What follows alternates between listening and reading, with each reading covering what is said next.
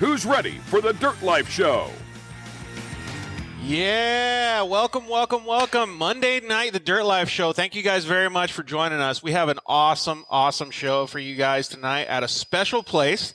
Today we are at Ryan Beach Shop in Temecula, California. We even got some action going on in the back, and we have our featured guest tonight, off-road champion, dirt bike racer extraordinaire, Ryan Beat with us. What's up, bud? What's going on? Thanks for having me, man, and glad I got to have you guys at my shop. Dude, it's pretty cool. So we talked a little bit about it before the show. Like we'll get into it a little bit more, but you have so much stuff going on. It's insane, dude.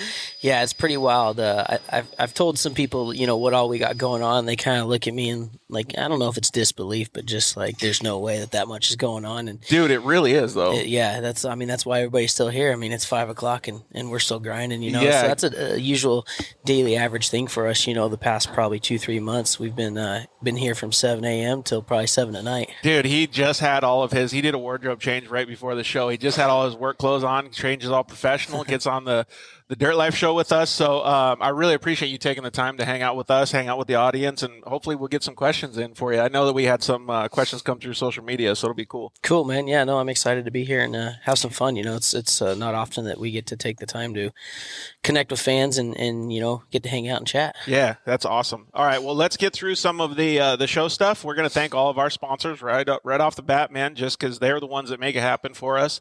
I really want to thank all the guys at KMC Wheels. Used to be a partner of Ryan's back in the day before he turned a Vision athlete. But thank you very much to Ryan Edwards and all the guys at KMC Wheels. Ryan Guidus over at EFX Tires. Justin Smith from Shock Therapy. We want to thank him for being a sponsor. He's also going to call in today as well. We're going to talk a little bit about the Parker 250. We'll maybe get your opinion on some of the desert race and stuff. Yeah.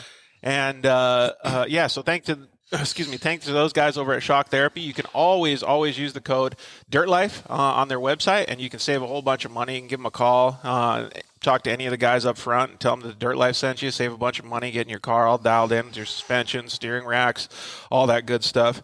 And thank you guys. Thank you to the guys at ZollingerRacingProducts.com. They make so much cool stuff. Like walking in a shop like Ryan Beats, everything over here is next level, right? They're building next level products. They're making next level trucks. Well, the guys at Zollinger Racing Products, they're doing the same thing for your UTV. So go over there and purchase some of their products and, use the code DIRTLIFE. Give us a little bit of credit and save yourself a whole bunch of money. And thank you very much to the guys over at Solderweld for being a partner of the show since day one. We really appreciate it. And CryoHeat. CryoHeat jumped on board. Have you seen some of the stuff that CryoHeat does? I do. I've been a big fan of it for a while now. We haven't got a chance to really work together. I worked with them back when I first got started in this SR1 UTV stuff. Yeah. But as we've moved up, just certain constraints amongst contracts haven't allowed us to work together again. Yeah. But he does great stuff. Dude, great work. Yeah. Josh is an awesome guy over there at CryoHeat. In fact, I get to have lunch with him on Wednesday, so looking forward to that. Nice. So thank you to all of our sponsors. We really appreciate it. And then, of course, thank you to everybody that's listening to the show. You guys are our lifeblood. We couldn't appreciate it more. Looks like we already have some stuff coming in. Love that shop. Yeah, Jimmy. It's a pretty badass shop, man. I wish you guys could see some more of it. We're going to talk a little bit about some of the other stuff that's going on in the shop. We'll pan over to a couple different views so that you guys can see it. This is a little bit more of a wide angle view. You can see some of the stuff that's happening in the background. Ryan has all his crew working on some of this stuff. Man, some of these toolboxes are pretty bitchin' too. Huh? Yeah, no, they're cool. It's a must deal. When we go to the races, we need toolboxes that we can roll in and out of the shop and have all the tools in it at all times, and workbenches on top, so they work out perfect. Dude, it's super cool, man. One of the things that I wanted to talk about today, like a subject I want to talk about, was like you're doing a good job at it, and we can get into it more. But like, there's really no off-road teams like how Moto is. Yeah. There's no like teams, right? There's groups of people, but you're starting to do that. I love that forward thinking. Yeah, it's just different. My background's moto and coming from motocross and supercross. You want to do something. And I think that, I think a lot of people miss the boat on the fact that it's an effective way to do things. You can divide costs amongst multiple programs, so it brings really the operational cost per vehicle down quite a bit when you can add multiple vehicles to a team. Not only that, but it also puts more people on the track that are your vehicles. Absolutely. You get more people on the track with your vehicles, and then as well, it's better for the sport. We're bringing in new guys into the sport each and every year, and people, wanting to be a part of off-road. So we're kind of leading edge team, I guess you could call it, as far as, people that are wanting to get involved in the sport and then come to a first class, grade A team. Yeah, exactly. And like you said right then, just helping people, right? Yeah. So I want to show you guys a couple other angles that we got. We'll get into these. This is a pretty good picture of the Pro 2, right? Yeah. Yep. So is that your current race truck? Yeah, that's my current race truck. That thing's pretty sweet, man. So we're going to talk about all that stuff tonight. We're going to talk about a couple other subjects, man. So we got Justin Smith. Like I said, he's going to call in, I don't know, probably in 10 minutes or so. And we also got one of your buddies, dude. We'll call him one of your buddies. One of your race rivals, Jerett Brooks, is going to call in and Cool. Talk about some battles and stuff that he's had with you over the years. Yeah, we've always had a good time racing each other. We've luckily never had nothing real bad, happen to where we're not friends, but we're definitely good buds. I should have called one of the guys that was like your total arch enemy. I don't think you really have it, even though you got the nickname Rowdy, and we can actually talk about that. I don't think you really have any like enemies, do you? No, I don't think so. I think I've tried to keep it really professional and really good, and you never know. You get into something with somebody one day, they might be in a position to really screw you the next day. All of a sudden, they just stick to that negative the whole time? Yeah, so, funny story. I think probably the biggest one I probably had the most blowouts with was probably Sheldon Creed coming up through Pro Lights. And we look back now and we laugh about it. We hang out quite a bit and talk, shit 2-3 times a week, on the phone. We're good buds now, but back in the day it was pretty heated. We had definitely some good battles and some door slamming and banging going on. Dude, for sure. I love that, and our audience can totally get along with this. Though, is like once you put that helmet on, it changes everything, right? Like, well, yeah, obviously, first and foremost, it's ego. All of us want to win and do good and be the best in King Kong. But, besides that, it's a place to make a living. This is our job for a lot of us, and this is how we feed our kids and our families and provide for, the people that work for us. They have families and kids too. And when you're on that track, that all comes into consideration. The more, the more results you get and the better results you get, the better everybody, the better everybody's life is. The whole team accelerates, everybody right? accelerates and everybody gains from it. So, hey, we already had a comment come in. Roy Vaughn the third said, or the second, the third said, first time listener, long time Rowdy, beat super fan since 2012, a former RBM employee. So. Yeah, so Roy was the first guy that ever worked for me that came and helped me get this thing off the ground. Yeah, dude, he's saying back since 2012. Yeah, so my very first year in Pro Lights. So Roy was the one that actually gave me the nickname Rowdy Beat. So really? Yeah, yep. We got to have Roy tell us how that happened. Tell us how that story happened. Yeah, no, I'd love for him to tell us how it happened because it's a good story. It's fun. Nice. All right, yeah, and David Peace commented in saying, Beats are in the house. Yeah, well, actually, we're in his house, man. So you guys get to hang out with us in his house today. It's not often that we get to do this. You see people at the races, and you see him at events and stuff. You think, oh man, I know Ryan Beat. He talks to me, but now we really get to get the inside of what Ryan Beat's all about. So absolutely, it'll be pretty cool to do it in his own shop too. So. And one of your buddies, Alex Striler, is going to call in around 6 o'clock tonight. Nice, yeah. Alex is a great mentor, if you will. He's he's done a lot of stuff in motorsports marketing and sponsorship, and has a great package and program actually now on his website that you can go to and basically. I think it's free right now. You can go on there and take a course on how to get sponsors and what the correct way of going about doing it is. So it's super cool. And that's how you and I got lined up, actually, because he was on, I think, episode 71, a couple episodes ago about marketing and sponsorship and stuff like that. And you were able to give a lot of insight, and it was really cool because it intrigued me to be able to get you on the show. Yeah, no, he's, like I said, he's been like a great mentor to me, and we shoot ideas off each other all the time, bounce, strategies back and forth. And it's been great working with him, How crucial is that, though? Or how cool is it at the same time that you get to bounce ideas, like professional ideas, off somebody that cool? Like you're just talking shop, basically, but you're talking at a whole new level to help the whole team and the organization. Yeah, exactly. When you get on a level like that with somebody and you can have those types of conversations, somebody you can trust, because right now, sponsorship's hard in the world, and there's a lot of people that are super dirty about it, obviously, and they try to, steal sponsorship out from underneath each other and backdoor each other. But Alex has been a really cool partner, friend, mentor, like I said, of mine, that we've bounced ideas off each other and tried to work together and try to make things happen, right? Because at the end of the day, it's all about growing the sport and growing what we can build and do within the sport and make the sport as badass as what we know it can be. Dude, I couldn't agree more. And Alex does have a lot of good stuff to say too. So, well, we're going to talk about the Parker 250 a little bit with Justin Smith from Shock Therapy, but have you done any desert racing? I've done one desert race in my life, and What it was was it? Vegas to Reno. It was in a side-by-side. Dude, really? Yeah, so it was a couple years ago. What kind of side-by-side? It was a Polaris. It was a Polaris Razor. A good buddy of mine, Don Daly, got a car, and we went out and had some fun and started doing really good. We had a car failure at the very end, but we had worked our way up well within the top 10. And we just had a good time, man. It was a blast. I'd love to do some more desert racing, but right now my short course schedule is pretty full and pretty Just busy. a little bit, helping all these dudes too. So, but the right opportunity presents itself. I'd love to do it again. Dude, that would be pretty. What did you think about it when you were riding the UTV out there in the desert?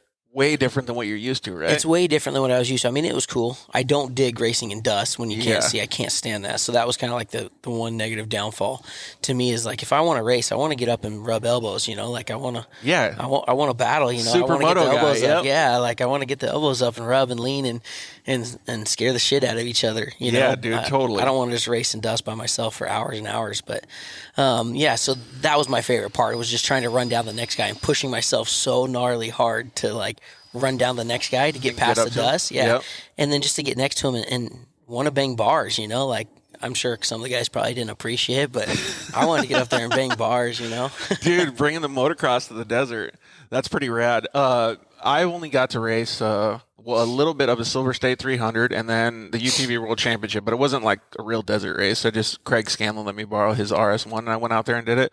So that was pretty cool, but it was real dusty, dude. Yeah. So I was the same mentality as you, like, see if I could catch another dude, or like in this case, like I was kind of salvaging a little bit of myself. So I wanted to make sure nobody caught me. I wanted to make sure I was taking pro line and stuff. Like it was really cool to see, but it's nothing like short course. It's a completely different animal. Totally different animal, and mad respect to all the guys that do it and compete on a daily basis or weekly basis. But for me, it was cool. It was something that I definitely like to do again, but I definitely would never leave my roots of short course to go do that full time. Yeah, exactly. And then you got the pro too, the pro light, all that stuff. So it's I mean, that's a feat in itself just to have that program going.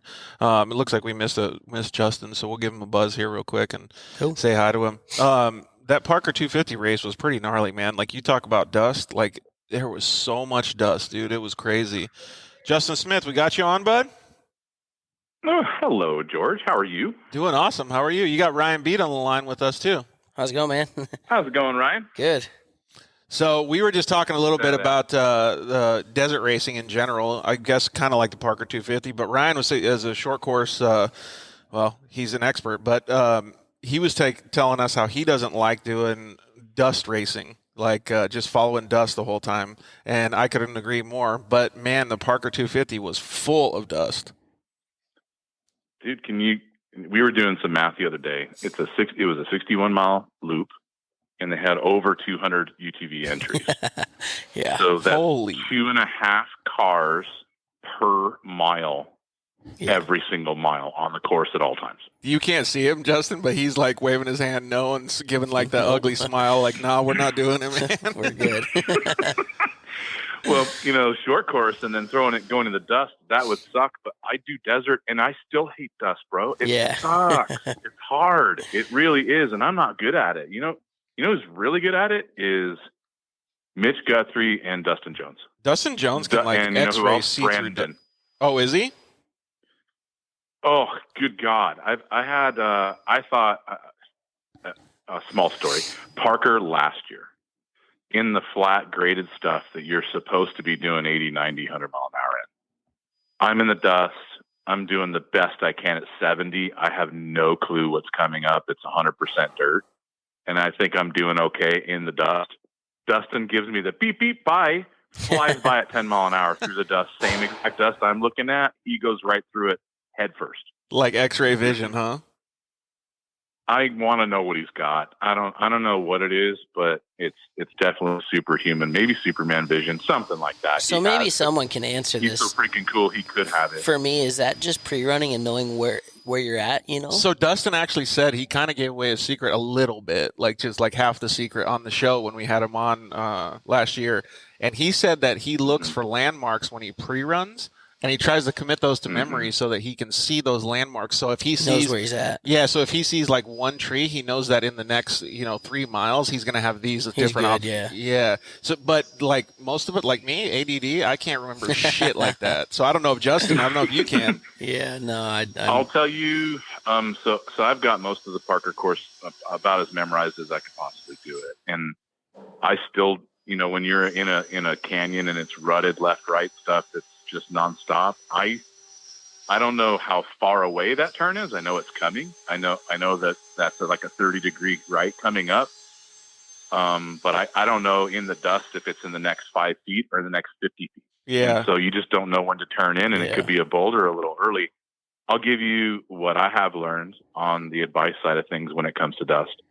The bigger the GPS, the faster the refresh rate, the better. Yeah. And because if you're running on a 5 or 7 inch GPS, it's not that detailed when you zoom in.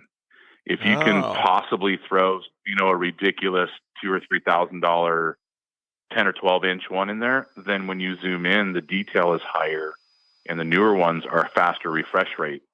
So if you're blind, you can zoom in on a big GPS and you can see that it literally is a 10-degree right when it is, instead of guessing. So that's a huge advantage. And we don't have that in any of our cars, but the new race car does. Oh, right on. And that's what you could have used then, dude, when you were going from Vegas to Reno, huh? Yeah, it was gnarly for sure. But so Ryan has actually done the Vegas to Reno race, Justin, which is pretty impressive. He did it in UTV as well. Well, talk about silty. And, that if it's not windy, then you're going to eat that forever. It's really bad. Vegas, anything in northern Nevada, it's horrible silt and dust, and it just sucks. And you guys got to do that first this year because you're going backwards on the track.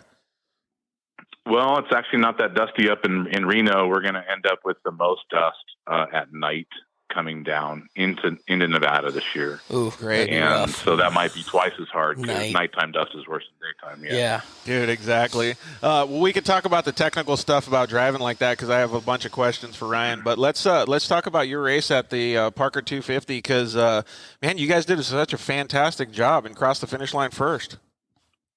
We had a really fortunate race, very little breakage, and it just kind of came together for us. But before I go into that, I want to address something that a lot of people have been kind of giving us crap about. Yeah. I think a lot of people in the industry or in the racing stuff think that we entered our new race car in the rally class. And then they're upset that we went down and did that. That is not true at all. Our new race car was. Is that really something? Like, are you being serious? Because it is. I'm getting a ton of crap. Your race car was still on the bench when I saw it on 2 days or a day before the race. Yeah. So we kind of abandoned the race car 3 days before the race when we knew that it wasn't going to get done. So we turned around and we put fuel and new tires on the pre-runner and made sure that the radio frequencies were good and entered it. And that's basic. I think a lot of people think that we went down into the rally class with our new race car and raced it. And that is not true. We did not have our race car done. It's still actually not running. It will be at the end of the week. And then we start testing it. But we used the only car that we had that was running. It was their pre-runner from the 1000. And the only class that's legal in with a stock tank and doors is rally. So we entered it in that and ran our pre-runner. And that's basically what we did, number one, because we had to. We would have entered the pre-runner in the Pro Turbo class if they would have let us. But that's not something that they do. And I think a lot of people are upset that we went down and won, maybe with our full-tilt car, and that's not the case. So I just want everybody to know we ran our pre-runner. Get over it. That sucks, man. Ryan can attest to this. Whenever somebody is either a keyboard warrior or what do you want to call it? Loudmouth, we'll say. They can always have their opinion, right? But they don't ever know the real story usually. Yeah, and that's the hard part, like it's a big part of the reason I probably don't participate in social media as much as I should, because there's always somebody with their opinion and their idea of they think how it goes or how it should go, or, you know, how they think rules should be. But at the end of the day, all that matters is going out and doing it. Yeah, you know? exactly. Going out and proving it. And 90% of the time, the people that are running their mouths are the ones that aren't doing it. You know, you hardly ever see the guys that are successful or actually doing it running their mouths. Yeah, exactly. Like, how often do you run your mouth? Never. I mean, when it's fun time, for sure. Ryan, I think you got a really good point there. And another thing that somebody's told me in the past is that, you know, usually haters only know one thing, and that's to hate. And that's all they got. And Yep. if they spend their time doing that, they're not spending their time making anything else better. So their race program's not going to get better. They're not going to get faster as long as they're acting like that. So let them do it. Yeah, that's a good point. Ryan actually was talking about this kind of at the beginning of the show. Like, he helps out other drivers and he builds trucks for other people, and he wants to see the sport grow. Yeah, like, first thing that, you know, obviously people, are we getting the same equipment that you get or had? And it's absolutely. If you can go out and beat me in the same equipment that I have, more power to you. Yeah. I need to get my game up as a driver. You know what I mean? But I'm going to give you every opportunity and every chance to go out and beat me. I want to see you beat me because it elevates me too. So game on, you know. And you're not going to blow them out on social media. Yeah, no, dude. Like, that's part of racing. That's why we race. It's called racing, not winning. You know what I mean? You know, when you're the best and you prepare the most, you win. And that's the goal or the glory of winning, is being prepared to go out and race. Hey, Justin, so we had a couple comments that already came in and said, if the car meets the requirements for the class, then you should be able to enter it like anyone else, which is completely true. And they said also, John said, congrats on your win, too. Well, thank you, John. Appreciate that. And I agree with the class thing. And like I said, if they would have let us run the pre-runner in the turbo class, we would have done that. But, you know, that's what we had available to us. We ran it. I've said a couple times, we love racing. No matter what, that's what it boils down to. We love racing, and we're out there to have a good time. If we can be competitive, then that's a bonus for us. We're not a pro pay team. You know, we do this to test parts and have a great time with everybody. So, you know, if I have to enter a bone stock from the dealer showroom floor car in stock class, if that's the only option for us that race, and that's what we're going to do every time. So. 100%. And well, Ryan actually talked about this before you came on the show too. Is you guys had already planned to go to that race, whether the new desert car was finished or not. So if it was finished, you had all your staff and everybody going, and your family and everybody going to the races, and you didn't want to just cancel everything, because then you would have been out a whole bunch of resources. So, yeah, great point. And that's a huge factor, because we have so much family. And so many friends that really that take off they take, you know, work days, Thursday, Friday, work day for half the people that were there. They have that off already. They're going, and we're not going to just go and hang out, although that would be a ton of fun and definitely more drinking. But we're going to go no matter what. So let's find something to race, whatever it is. Yeah, that's cool. I know you had your brother in the passenger seat too, right? Yeah, that's kind of like a little bit of a homecoming, because we started racing together, you know, that's 4 or 5 years ago in Baja, cool. in XP Razor stuff, non-turbo. We won San Felipe 250, the two of us, a long time ago. So communications there, and worked out great. Talking about racing in the dust, you know, Jason's really, really good when he sees that we can't see. He zooms in and gets really detailed, and that was really helpful, because it was a nonstop passing race for us, and which is one of the reasons why it was so much fun. I hadn't had that much fun in a race in a very, very long time, with constantly working towards the next car that we could see, or the next dust ahead of us. So. Dude, that's super cool, especially since you were in an almost stock car instead of your race car.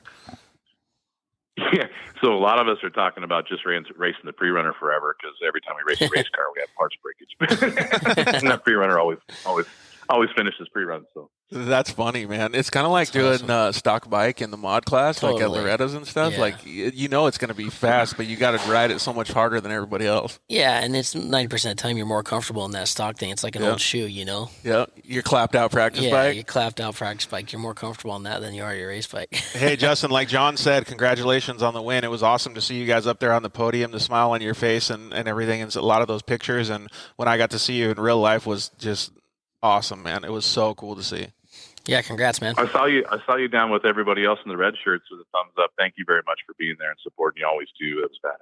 Really appreciate that. It was super cool. And then, like, right after you guys were done, we just got bombarded, like, blasted with wind, like Glamis Dune wind, just straight up, man. It sucks so bad.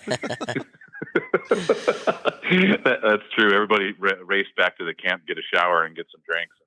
And then the party was on, that's for sure. All right, next day, nobody even woke up till 9 o'clock. They're still up. That's awesome. That's when you know it's a good night. Yeah, exactly. All right, homie. Well, thank you so much. I'll see you. I'm going to be out in Arizona in a couple weeks, so I'll try to swing by. Make sure you stop by. I'll get you lunch. Ryan, good talking with you, man. You too, buddy. You guys have a great rest of your show. Thank you. Thanks, bud. Thanks, bye. That's super cool to understand. It does suck, though, that people are so haters, man.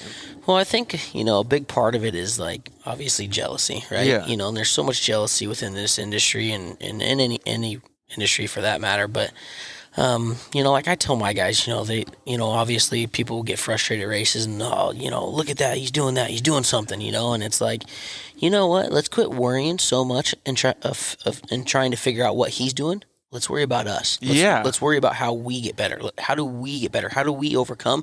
He may be cheating. Let him cheat. But we're going to beat him the legal way because we're going to put our thinking caps on. We're going to go back, test, grind, do whatever we need to do to get better. Dude, I love that you said that because that just makes you that much better of a competitor to everybody else. 100%. That's John actually asked. He said, "Is the rally class harder or easier than the turbo class?" I wouldn't say it's easier or harder because they're on the same course. They have to do everything the same, but it's easier to get into the class. How many cars is there? Dude, there was a lot this year. I mean, what's the caliber of drivers, level of drivers? I would say it's kind of like riding the intermediate class compared to the pro class. Gotcha. So like in the pro turbo class, but it's different though too. It's because there's a lot of big names in that pro turbo class, like good dudes. Really good dudes and really good drivers, but you also have to understand the resources of the team too. Like the resources of a team only go so far in the rally class, just like riding a stock class, right? And the resources in the pro turbo class are sometimes it can get unfair if you're just entering the pro turbo class. If you're already at the top of the game, then it's good. You're up there. Yeah, for sure. But so I guess it's kind of 50-50, John. I mean, just whatever, like Justin said, though, whatever you can fit in, whatever class you can jump in, go that route. Go race. Yeah, go have fun. It's about getting out there and racing, having fun. Yeah, exactly. So Jason just commented in and said, "What up, George? Catching up on the live feed while trucking out here. How's the taco life treating you?" Well, we didn't have tacos today. We had some pizza. But, man, Jason, you should chime in and ask Ryan some questions, too. We're going to talk about his story growing up, riding dirt bikes and all kinds of fun stuff. So it'll be cool if you have any questions for him. Can you talk about the trans in the new PL? Ooh, yeah. I knew these ones were going to come up. So are these secrets? You got a brush on these questions? Yeah, I got kind of brush on them. But, I mean, at the end of the day, we had a couple options on the plate. I was basically given some options of pick what you think would be best, or pick what you think, we need to run moving forward. And my vote was for the G-Force for two reasons.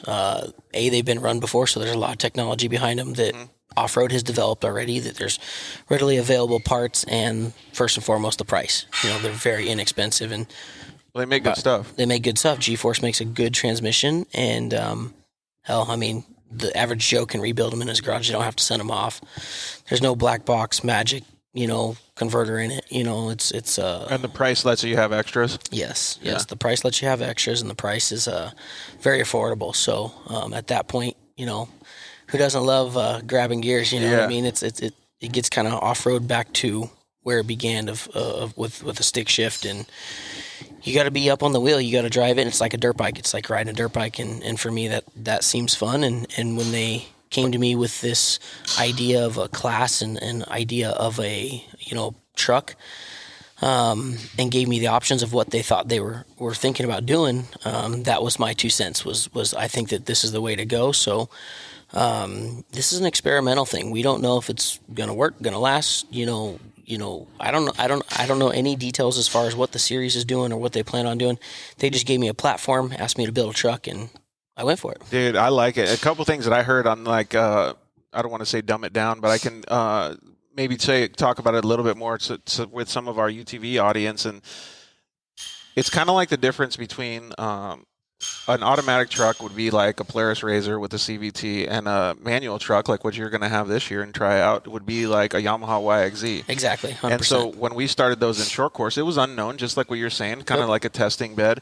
But when you're saying up on the wheel and driving, like you could drive it with the transmission instead of the steering wheel. Yes. So there's a good opportunity for you guys to learn a new, well, I don't want to call it a new style of driving, but a new style of driving compared to maybe last year or the year before, right? Yeah, ProLite, 10 years ago, 12 years ago, 15 years ago was all manuals to begin with. Yep. So that's where it started. A lot of guys had a lot of success. S-Slingers, yeah. A lot of guys had a lot of success with them. The problem with those trucks back then in the day was the motor package was so expensive. Yeah. It got so out of pricey.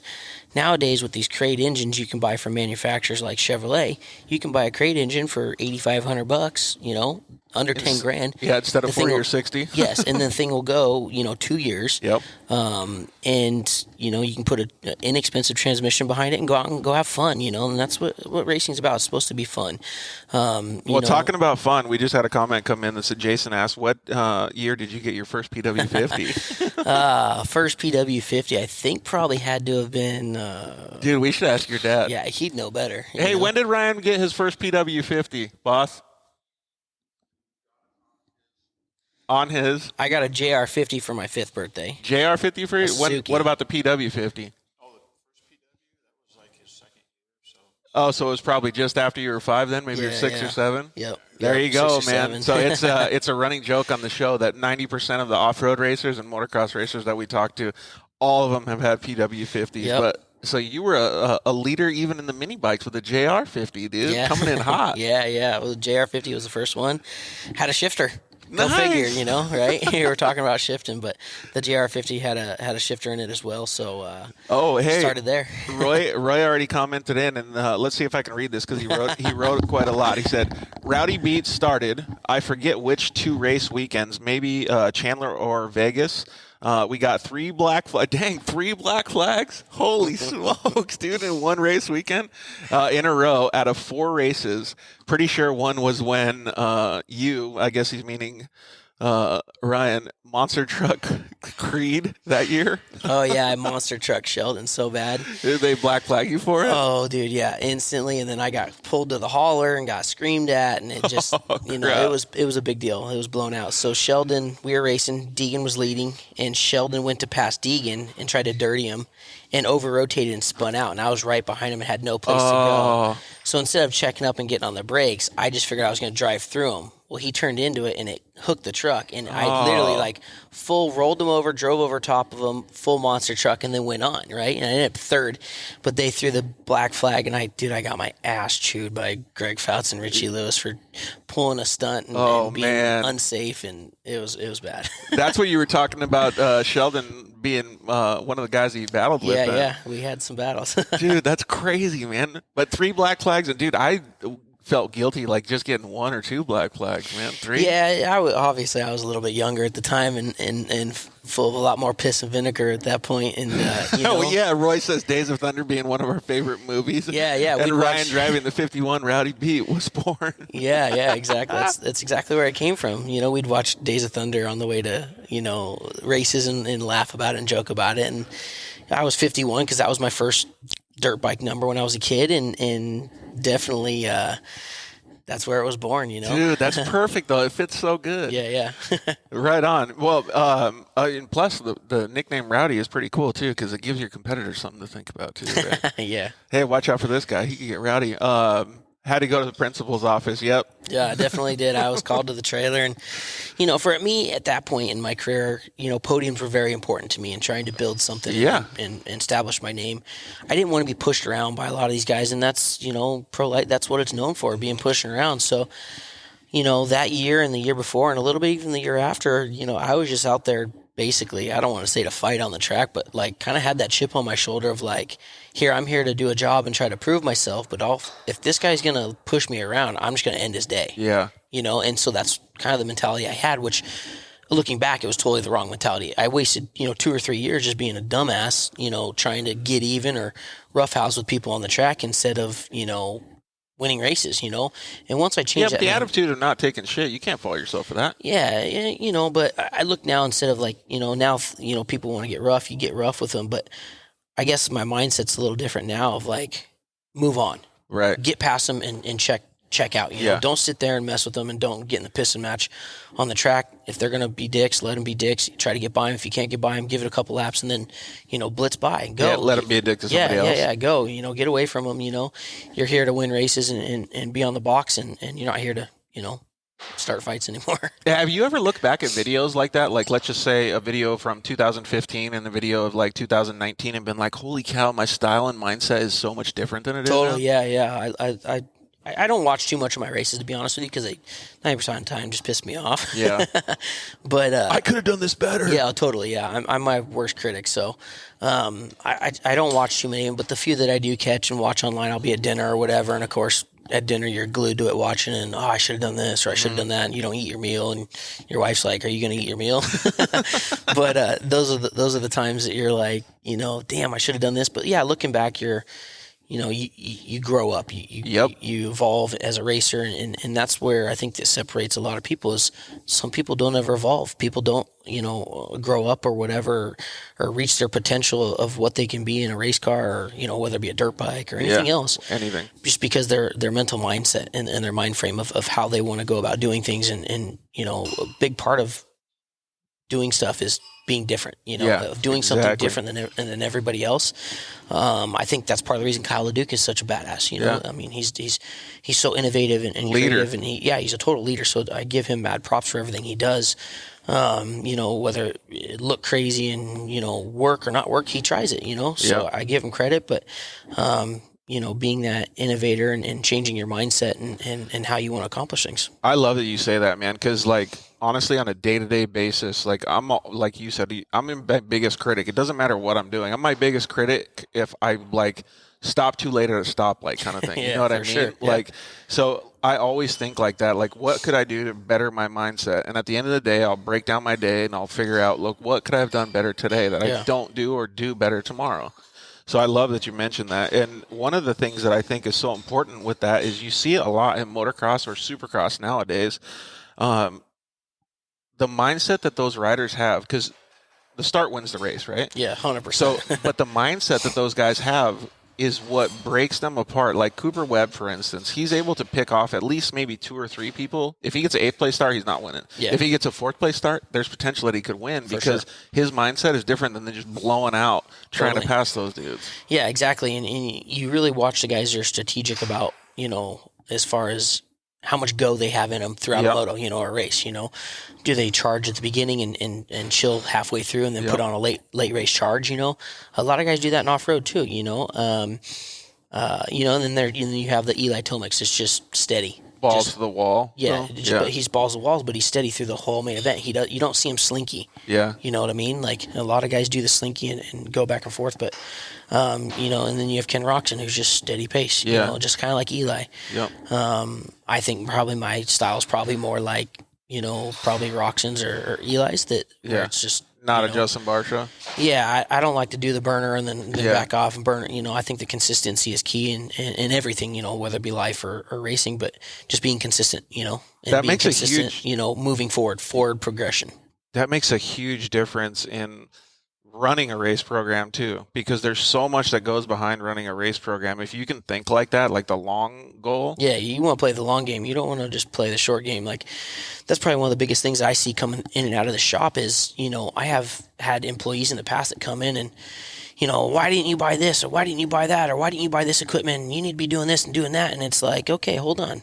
I'm not going to go blow myself out just to acquire something that, you know, perfect example, one of my first years, you know, I didn't have bandsaws. So I do everything by hand with cutoff wheels and grinders, you know, but I had to slowly work up to it. You know, I had to stay consistent. I couldn't go and spend $1 million and blow all this money just to buy equipment in 1 year. And okay, now I'm here. Not like you didn't want it, but you got to stay up. Yeah, you got to be consistent about it and slowly snowball it. You know what I mean?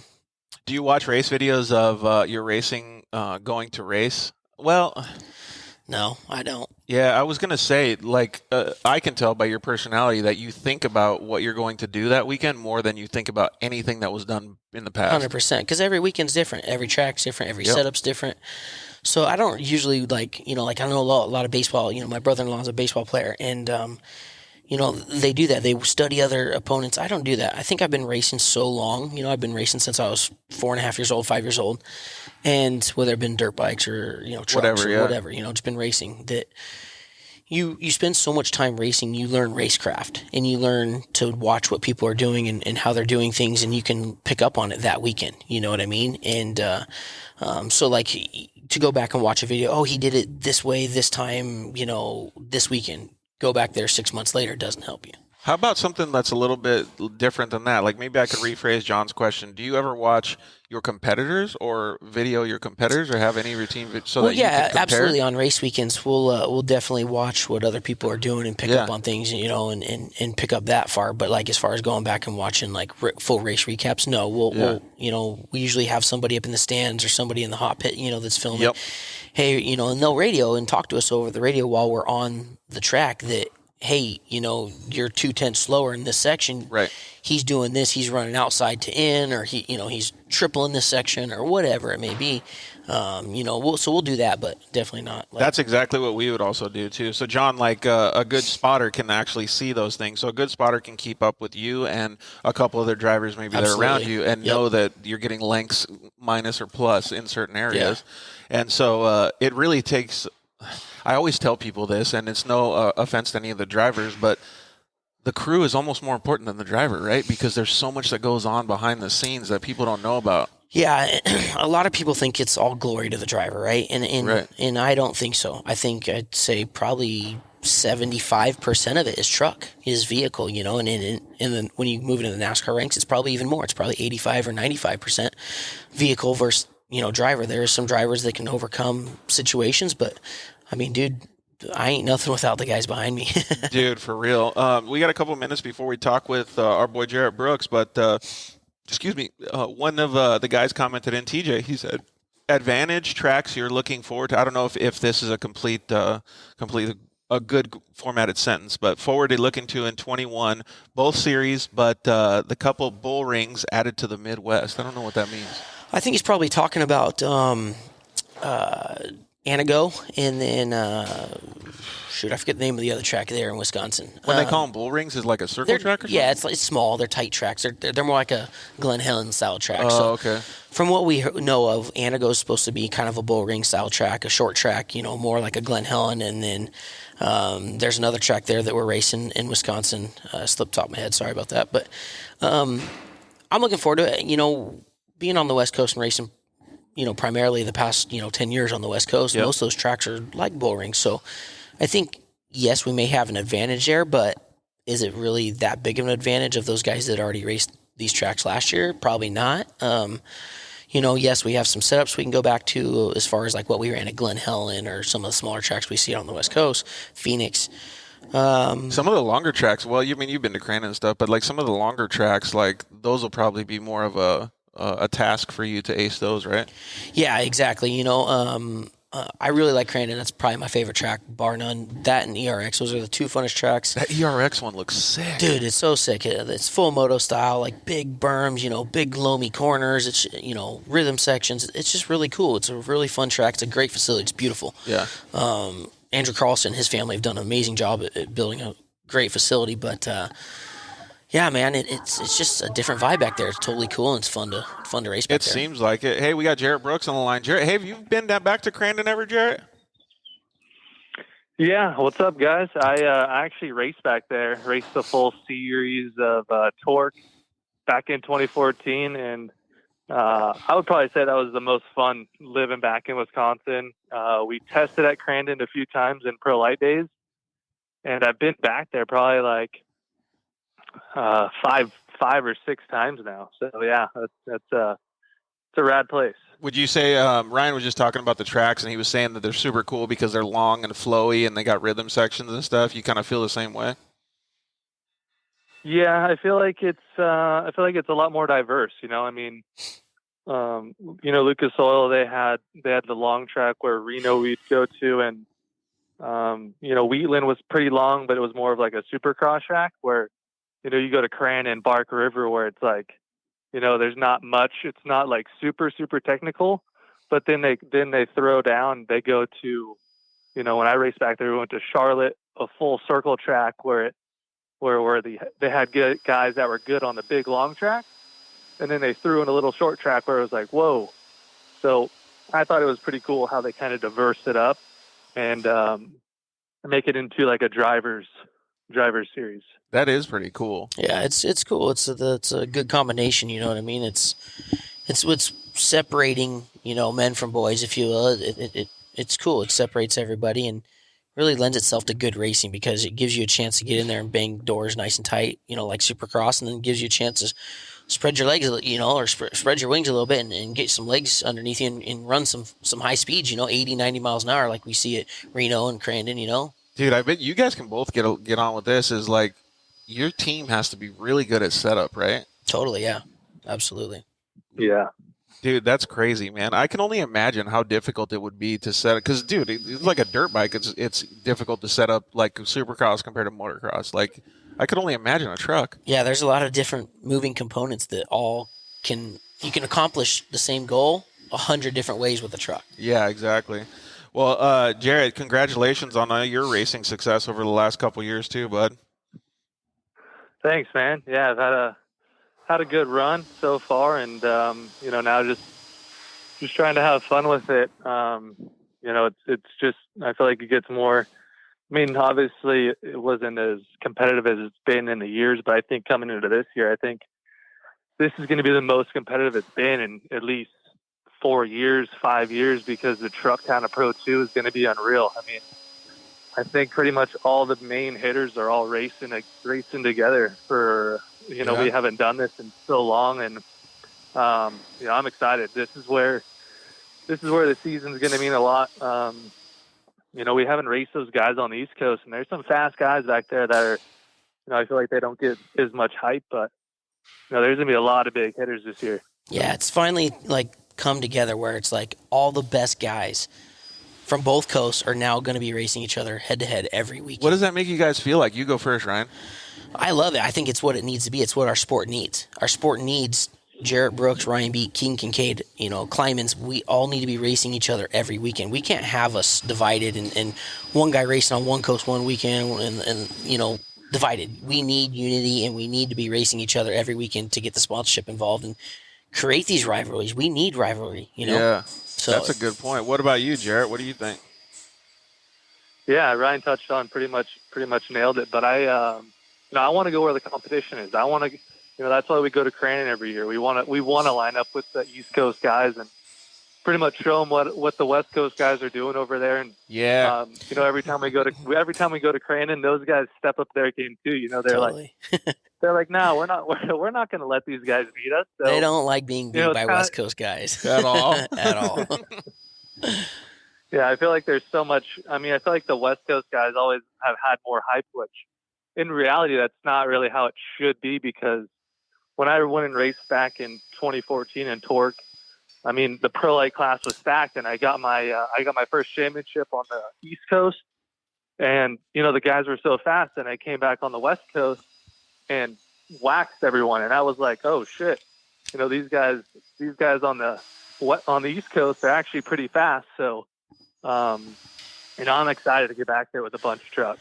Yeah, and then at that point, touch on like what Jerett, who wants to win races when there's no competition? Yeah, like if you're like the only good dude that come race West Coast or East Coast, and you're the only good guy, and you show up and you win every race, that ain't cool. You're not proving nothing. You're not proving you're badass or that you're deserving of sponsorship. You're just proving that you're racing a class down. You should be racing a class up. So really going into the season, I think it's huge for our sport that we all want to win on the biggest stage there is, and that's racing each other. Dude, I couldn't agree with both of you guys anymore, because like the more stacked Supercross is, like I feel like I have my favorite guys. The more hyped you are to watch. Dude, amped up. Yes. Like I wasn't this amped up to watch motocross or even short courses. Yeah.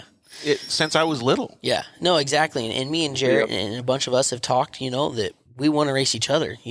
Jerett wants to beat me, and I want to beat him, and because there's no glory in beating, somebody that's 5 seconds off the pace. Right. You know what I mean? We want to win against each other. We want to win on the biggest stage, and right now that's Champ Off-Road. Dude, that makes me super excited to see what happens this year. I can't wait to check it out. Hey, Jerett, do you remember any like specific battles that you and Ryan had over the past couple years that just come like to the forefront of your? Because Ryan's probably got one. Dude, I think it's like a lot. I know you were telling me before the show too. You were like, somehow we always find each other on the track, dude. Yeah, we always find each other, and we're always battling, which is cool. I don't know. I got horrible memory, honestly, man. But I just remember back in. I started racing pro light when I was 14 years old. And I remember Ryan. That was like Ryan's first year in pro light, where both of us kind of had no idea what was going on, and so I've been racing Ryan since I was 14 years old, and now I'm 23. So me and Ryan have been racing each other for quite some time. But honestly, off the top of my head, me and Ryan are always battling out, but I'm trying to think of. I don't know any like super like rough gnarly battles. No, I don't think we've ever had like real. There. Yeah, we're like. Yeah, I don't think you guys have never had like a knockdown drag out. I remember one time it was at Wild Horse Pass, and I only remember the sequence of corners from the finish line up into the right-hander when it was going the right way. And you guys were mirroring each other so hard. I think actually you might have actually passed Jerett, but you guys were mirroring each other. So it looked like a what does Vaughn Gittin Jr. do? That like drift stuff? It looked like a drift session going through the first 3 corners, and you guys weren't even maybe 3 inches apart. Yeah, no, and that's one thing that I think me and Jerett have a lot of respect for each other, and what we've both been able to do, and we've always raced each other really clean, and I appreciate that, and I'm sure he does as well. And that's what makes it fun. That's what makes it cool for you guys when 2 drivers are so good that they can, they're pretty evenly matched, and they race constantly on the same platform, and they're constantly battling, but they can do stuff like that in a vehicle where they're inches from each other and still be going super fast. Have you guys ever had, Jerett, you answer this first, like a race when you have like, I don't know, just a super flowy, like good race battle with somebody, not one, but like maybe you got a podium or 4th or 5th or whatever, but you come off the track and you're just like, dude, that was the funnest. Yeah. I feel like at our level, we're kind of always like, we go out there to win. And when you get like beat straight up when you're so close, so you're always a little bummed out. But at the end of the day, you were, I remember with Rob Mack and even Ryan. The first opener at Glen Helen, me and Ryan were so far checked out, pretty much in our own thing. And it's just like when you get off the track, you're like, damn, I got second, but dude, we're fast as shit. You guys are running the same exact lap times. He beat you by like 2/10. It's like that's awesome. You come back to the hauler and you're like, well, what do I do different? It's like, well, just try to find a little bit there, a little bit here. But you're killing the whole entire field. So it's like, now I got to beat this mother trucker right here. Yeah, no, exactly. So, it's cool. Me and Jerett have always, I think it's cool because me and Jerett, and I really respect it because every year we up each other. Like, we're constantly pushing each other. And I know I push him to do better and he pushes me to do better. And that's what drives us, that we want to go out and win and have fun and do this for a living and get to enjoy it. It's just like you were talking about at the beginning of the show, like elevating the sport from a marketing standpoint, from a build standpoint, all the way to being on the track with a driver like Jerett. Yeah, and I think that so many times the series have missed the battles, miss creating, the hype between Ryan Beat and Jerett Brooks. They should have been marketing the shit out of it because it would have created so much hype and so much anticipation. Like they do a Supercross, the Jeremy McGrath versus Jeff Emiggs, stuff like that.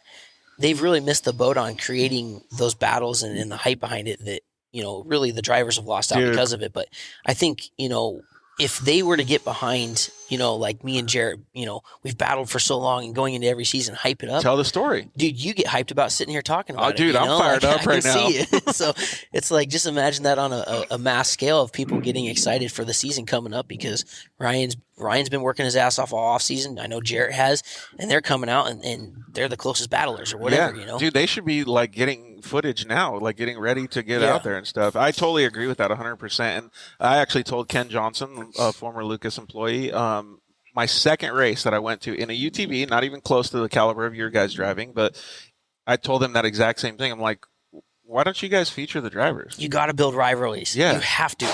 Or just give them the respect that the drivers need. And it was so much about the trucks. And I was like, nah, man, it's got to be about the people. Yeah, exactly. So rivalries, that's where it's at. Dude, fully. All right, well, we know you guys are going to have a rivalry this year because I've seen Jerett doing some pretty good stuff over there in his shop, too. Yeah, no, he's got his own shop going on. He's doing a great job, and they put out nice stuff, man. So what's the plan for you guys, Jerett? Yeah, right now we're just pretty much tore the truck down, got Steellit on it, and pretty much just trying to prepare for back east. So we're going to head back there, early May, and just set up shop in Crandon. And pretty much we're just trying to go back there, build spare parts, trying to make it as easy as we can, being away from home. Because we're not going to have the tooling, we're not going to have lathes, we're not going to have any of that stuff. So we're just trying to prepare with spares, trying to make it as least prep as we can. Scotch riding is horrible, and the tracks back there, they're always, sometimes you could show up and it's going to be muddy. So we're trying to prepare where we can fly home every now and then, where we don't have to stay out there the whole time. So just building spares, trying to find a little bit more speed out of the truck. And, that's about it. We're kind of a little slow right now, but everything's about to pick up. We're about to get the motor back and start testing.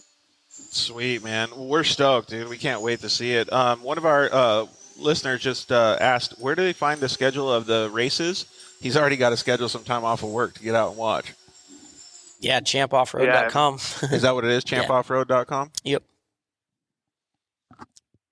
Yep, and then I was thinking when you guys touched on the rivalries, you probably remember, Ryan, back in like 2009, Lucas Oil, remember the rivalries where, Robbie Woods and all those guys would come and argue with, dude, the amount of hype that was back then. And then if you think, Torque a few years ago when they did the Johnny Greaves and Ricky Johnson, where they were like fighting each other on the track, like they made it into a drama series where, at the end of the day, that's kind of what brings the attention, but they don't need to bring full chick flick involved. But I feel like they need to bring drama where it's like, oh, these guys got into a last race, like bring hype around it again in that aspect.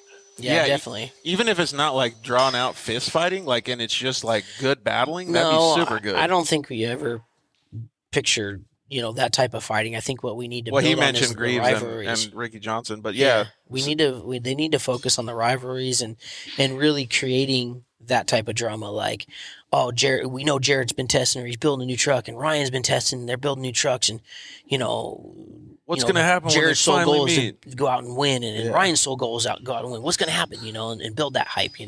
Dude, I agree. Yeah, and John Lewis just commented, and he said, especially for the Pro 4 class, there was only 4 or 5 trucks. So, but if you could still, even if there's only 4 trucks out there, and you could build a rivalry, that would bring so much more attention to the class. 100%. Yeah.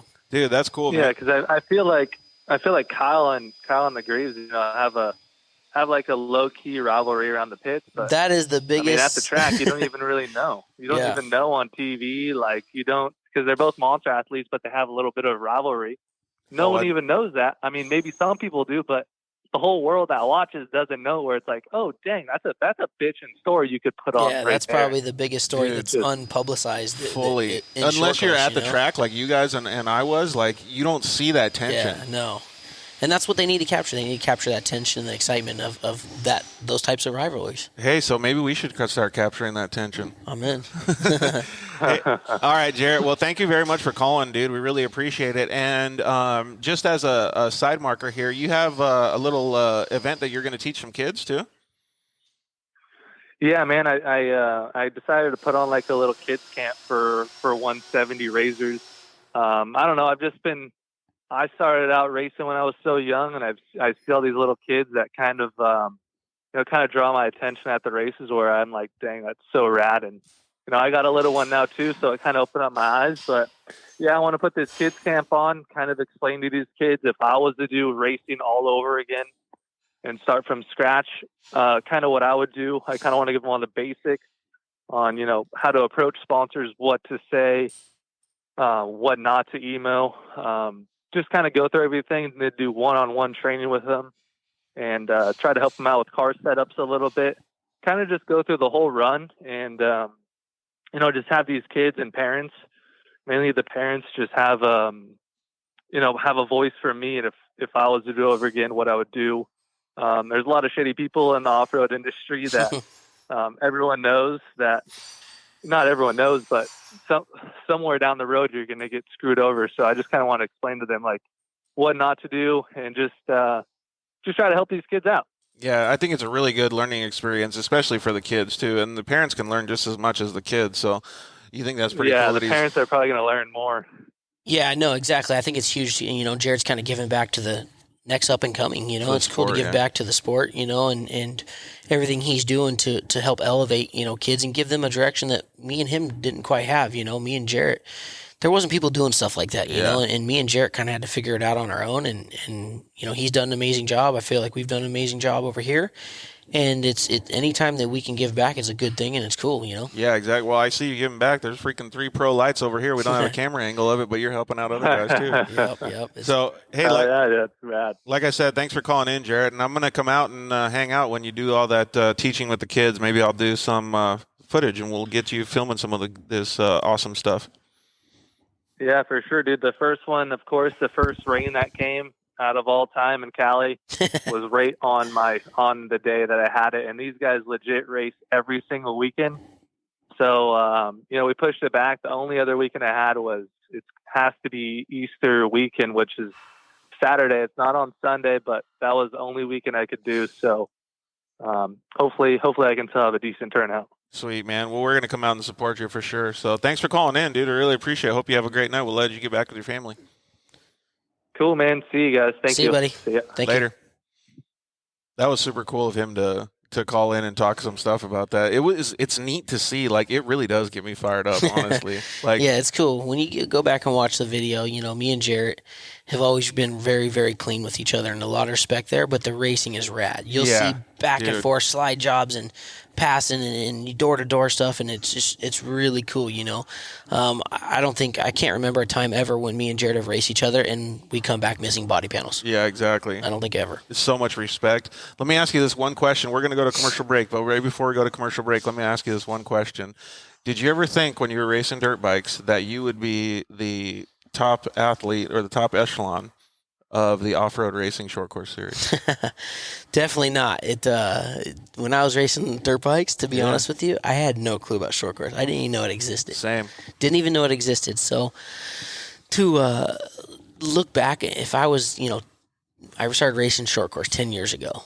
To sit there and go, hey, in 10 years you're going to be where you're at, I would have laughed at you and said, no freaking way, know? Four wheels, what's that? Yeah, 4 wheels, what's that? And I knew a little bit about short courses. I started getting into it, and I'll be honest, I just thought it was a bunch of overweight rich dudes, driving around these really expensive I think trucks. A lot of people had that same kind of mentality, though. Yeah, and so I had a family friend, Kenny Osborne, hit me up and is like, hey, I was healing up from an injury. I was hurt. I'd shattered my navicular bone and was healing up. And he's like, hey, I got these side-by-sides. You want to come try them out? That was the SR1 days. SR1. And so my first race was an SR1, and I think I got third the first day and won the second day. So, nice. And the first race I went to that weekend, I was like floored. I'm like, jaw on the ground, just no way this exists. This is the coolest thing I've ever seen in my entire life. Dang, that's so rad. Because that's the exact same thing that I did. Really? Exact same thing. Except for I didn't know about like the side-by-sides because when I saw my first off-road race, it was a pro light. But yeah. Yeah, so like my first memory and experience of like being in a short course was thinking, this is like NASCAR, but Supercross with dirt bikes. I can't believe trucks can do this and the shocks. Yep. Dude, this is wild. And I remember like getting to the track and going to the fence because I heard this gnarly noise, and it was Rick Huseman. Really? That was the first truck. I was like, oh my God, that thing is insane. I want to drive that. I want to do that, Yep.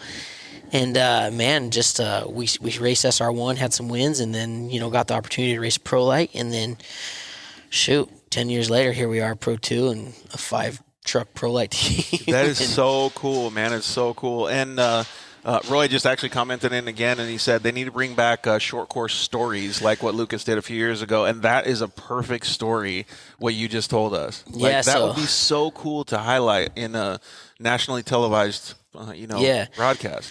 So it's funny that Roy brings that up. I have a docuseries that's being released here, a 5-episode docuseries. Hey, you spoiled Brian Lambert's question.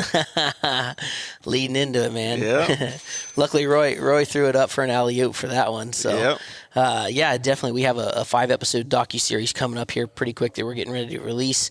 And very excited. It's kind of give everybody a behind-the-scenes look of not only short course, but what it's like, a day in the life of Ryan Beaton and the operation and the business side of things and sponsorship and dramas with employees and sponsors and, fans and just what it's really like to interact in the sport of short course. Dude, that is so cool. Well, thanks, Bryant Lambert and Roy, for bringing that up, man. That is super. How can we check it out? Like, follow your social media? Right now, we're kind of in negotiations of figuring out where it's going to go. There's a couple of networks that are really trying hard to get this thing. Oh, cool. And so I can't really talk about where it's going at this exact moment. But you'll show us on your social media. Yeah. We'll do a big grand announcement, and we're really excited about it. I think it's from the networks that have seen it, they're like dying to get this. So it's next level. It's really cool. It's something great that's going to be good not only for the brand of Ryan Beat, but short course in general, and that's what I wanted to do.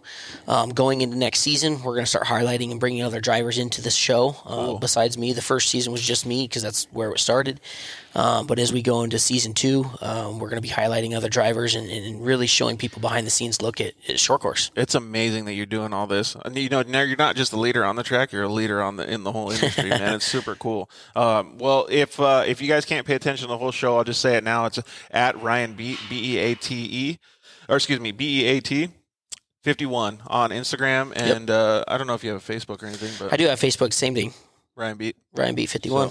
So, go check it out and make sure you follow his stories and everything he's got going on. We're going to take a quick commercial break, and then we will be right back, and we're going to jump right into Ryan Beat's story. See you guys in a minute.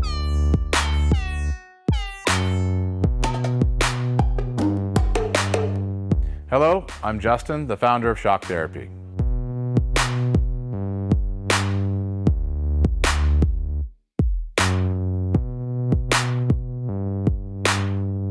Shock Therapy has been around for 5 years, but we have personally been tuning suspension on off-road cars and race vehicles for over 25 years. We tune between 10 and 15 cars per day, every single day of the week. Our concentration is tuning shock systems and supplying components that improve the ride quality of your car in many ways. Not only do we work on the average UTV, but we also tune suspension for race teams and professional drivers.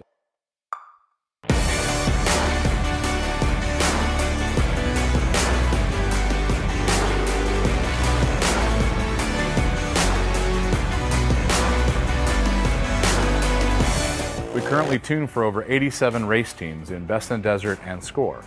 Our clients and race teams rely on our suspension components to allow them to win races and keep them safe. Suspension is a moving target, and we are always trying to hit that target with every customer that we work with. Each customer's needs can be different, and we tune our kits accordingly. Our research and development never stops. We improve our components every single day. As the industry evolves and improves, so do our parts and kits. As of right now, we have over 100 products for UTVs. So when you bring your car to us, you have the satisfaction of knowing that you have the most experience, the highest quality products, and the fact that your car is being tuned specifically to you.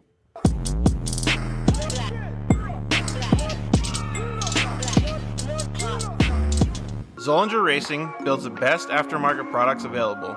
Products for your UTV or snowmobile, including billet radius rods, billet tie rods, billet steering knuckles, billet steering racks, alternator kits, and much more. All manufactured in the United States in-house at their headquarters in Nibley, Utah. Travis Zollinger and his team test in some of the most brutal conditions, racing in places like the Best in the Desert Mint 400, Ultra 4 King of the Hammers, UTV World Championships, and many more.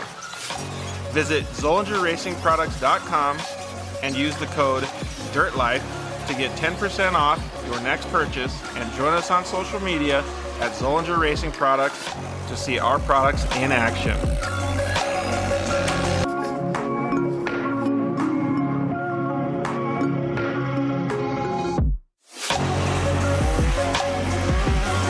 Zollinger Racing, the best products, period.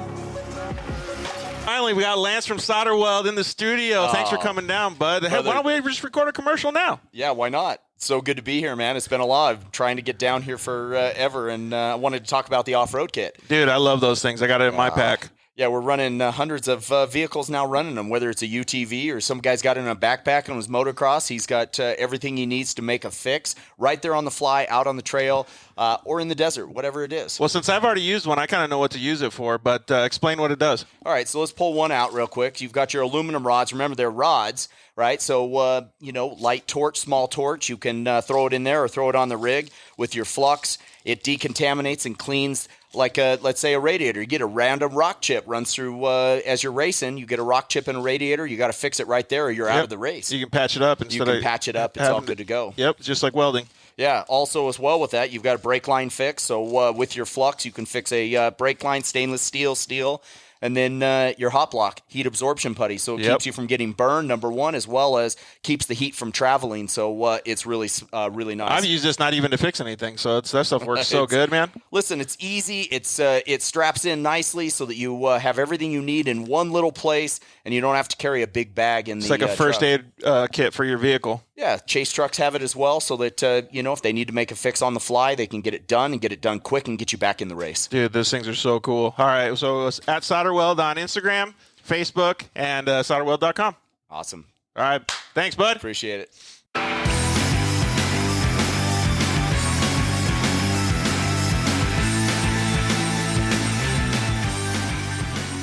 Yeah, buddy, we are back. You might have, I left the mic on, so you guys might have heard some of the awesome conversations that we were having off air, but we really appreciate you guys joining us tonight and hanging out. Man, it is so cool to see a working shop like Ryan Beats, man. He's still got the crew here working late, 7, 8 o'clock at night, getting all ready for the races.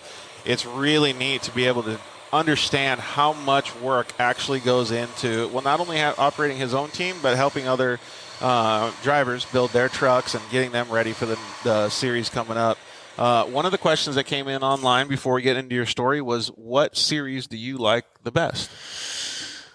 Obviously, I miss Lucas being around because that's where I got my start, and I truly feel they had the best platform and package, but the tracks they had sucked. Yeah, I'll be honest. I don't. Well, everybody can agree with that. The tracks they had sucked. If they would have had the Midwest tracks and the Midwest fans, they would have killed it. So with that said, and moving forward, and obviously Lucas is taking a different toll or a different road in this, process. Champ Off-Road has an amazing opportunity to run with this and do it right. They have the best fans back there. I mean, when we go back there, that's my favorite place to race, just simply because the fans kill it back there. They're so cool. They're so friendly. They love the off-road racing. They know everything about you. They know everything about your team, your crew. They follow your crew guys. Dude, even in Wheatland at the Lucas race, they were like that. The Midwest is way different. Dude, and I guess I kind of explained to like a lot of my sponsors that, I don't mean to sound like this, but racing on the West Coast just isn't cool anymore. Yeah, people have seen it for so right? long, and it's so blown out and broed out that, and everybody's so busy. Everybody's so busy on the West Coast. The lives of, just the constant rat race of the West Coast is pretty gnarly to begin with, but then to like have an option to go to racing, the desert, the beach, the mountains. There's so many options for people to go do and spend their free time and spend their money on. That is racing really going to be the first thing for them to do. So when we go back unless you're fully vested in it, it's hard. It's super hard. So, and the price of tickets is expensive and whatnot. But when you go to the Midwest, these people are diehard fans of racing, anything racing, whether it be snowmobiles or dirt bikes or off-road trucks or NASCAR. They're all fans of racing, sprint cars. So it's a totally different vibe. These are true fans. So I love going back there. I love people seeing our merch from 5 years ago. You know, they got hats and shirts from 5 years ago, and they still rock it. It's Dude, dirty. they're fired up. Yeah, they're fired up, and they don't care. They wear their jersey racing. and their pants to the track and leave it, dude. But I'm being serious because they're the super fans. I couldn't believe it when it blew my mind. I never had any clue that happened when we went to Wheatland. Like I said, it was just phenomenal. Yeah, and we were just a little UTV team. Like it wasn't a big deal, and I could only imagine what you guys got. Yeah, it's wild. It's super fun, and I'm so appreciative of it and being able to go back there and race with these guys. So, Champ's got the ball. Let's see what you do with it. What's going to happen when you beat the Midwest boys? Dude, they're good, and there's no guarantee that we're going to win every time we're on the track. I mean, hell, last year, Kyle Kleiman won the last race of the year at Crandon, and I ended up second, but it doesn't. He was ripping that day. Dude, he's ripping. He's a great driver, and he does really good. And there's, like Jerett said, a ton of fast guys back there that it's a challenge every time you get on the track, and that's what you want. You want to race the best guys. Absolutely, 100%. David Peace commented in and said, "Can't wait for the show, Ryan." So that docu-series is going to sounds bitchin'. Yeah, it's awesome. It's really cool, and like I said, it's 5 episodes, and it's full in depth. We go to. They follow me to a couple sponsor meetings. Some go good, some go terrible. Some totally screw me over. Some, there's stuff that goes on in this show that a lot of people don't get to see every day. Dude, I cannot wait. And plus Bryant Lambert's both of our buddies. He's good, awesome at producing stuff. So I can't wait to see what he comes up with. John also commented in and said, "It's cool living in the tundra." No, it's not cool living in the tundra, bro. No. There's no way. Yeah, because it's like under snow right now. Dude, yeah. I feel sorry for them, but I actually remember having a conversation with him online, just in direct message, and he was talking about how cold it was, and I was like, no way, dude. Being a dude from Arizona, that stuff doesn't get along with me. Yeah. And we also had somebody else commented in. Jacob commented in and said, "Definitely am a big fan of RBM. My brother and I have been following him ever since he came out to Crandon." Oh, so the first year that you went out to Crandon was when? 17, and I won. So it's somewhat recent, at least. Yeah. But you already won. So they've became a fan of yours since then. So super friendly and love talking to the fans in the pits. Yeah, that's one thing you're always good at, making time for people. Yeah, I mean, if it wasn't for these people being there, I wouldn't. I definitely wouldn't be able to do what I get to do, you know what I'm saying? So I'm very thankful to have the opportunity to spend time with these people. And when we talk about fans and stuff, that's also a lot of you got to understand that before you go into like marketing and social media and all these different things as sponsorships and stuff like that. And we got Alex Striler on the line with us now. What's up, Alex? What's up, guys? Hey, Ryan. How are you? What's up? How's it going? Dude, that shop looks great. Thank you. Great. We're hustling and bustling for sure. Yesterday, I was getting a tour of your shop in SoCal. Now, man, you set that up fast. Yep. I can't wait for. No, go ahead. I was going to say I can't wait for the new show to come out. And when you guys keep mentioning the short course docu-series that Lucas Oil did, that was called Recourse. Yep. Recourse is the behind the scenes Ryan King, one of the best editors and producers I've ever met. I think he might still be with Lucas. I think he moved to Zionsburg, where the new headquarters is. He put that together, but that was doing exactly what you did, Ryan, by showing the behind the scenes and getting into the lives of the drivers as opposed to the racing itself. I remember that series. It was awesome. Yeah, it was wild. I mean, that series, I probably watched it 100 times. Yeah, same. I know every racer, in forms of motorsports watched it. I know there's a lot of good guys that race sprint cars and NASCAR and stuff like that that got behind it. Yep. And still to this day, people ask me all the time, why'd they get rid of that show? It was great. And I don't know. Yeah. Unfortunately, but we got a solution for you coming here pretty quick. Hell yeah. Sweet, man. Well, that's a great one, man. I can't wait. Alex, he's got this shop stacked up, man. He's got so much going on here. And we were talking about elevating or growing the industry that you're in or the sport that you're in or whatever it is. And Ryan's doing a fantastic job, man, because he's building cars for other drivers. He's giving them all the same equipment. He's giving them a chance to win. He's giving them advice, everything, man. It's really neat to see the inner workings of what he has going on. One of Lucas's mistakes was that they thought it was a top-down racing short course, at least, is a top-down series. That means that it starts with the sponsors, and you let the sponsors tell the series what to do, and then the series tells the drivers what the sponsors want, and they have to do that. And it doesn't work that way. It starts bottom up. It starts with the racers and the teams who do this for a living. This is their lives. It's their livelihood. So by following a top-down model where sponsors were telling the series what to do, series isn't around anymore. You look at the series that are all about the racing and the racers, the bottom-up series, and those are the ones that seem to last. Exactly. So I think what you're doing on the East Coast is there. Keep it up. Yeah, trying, man.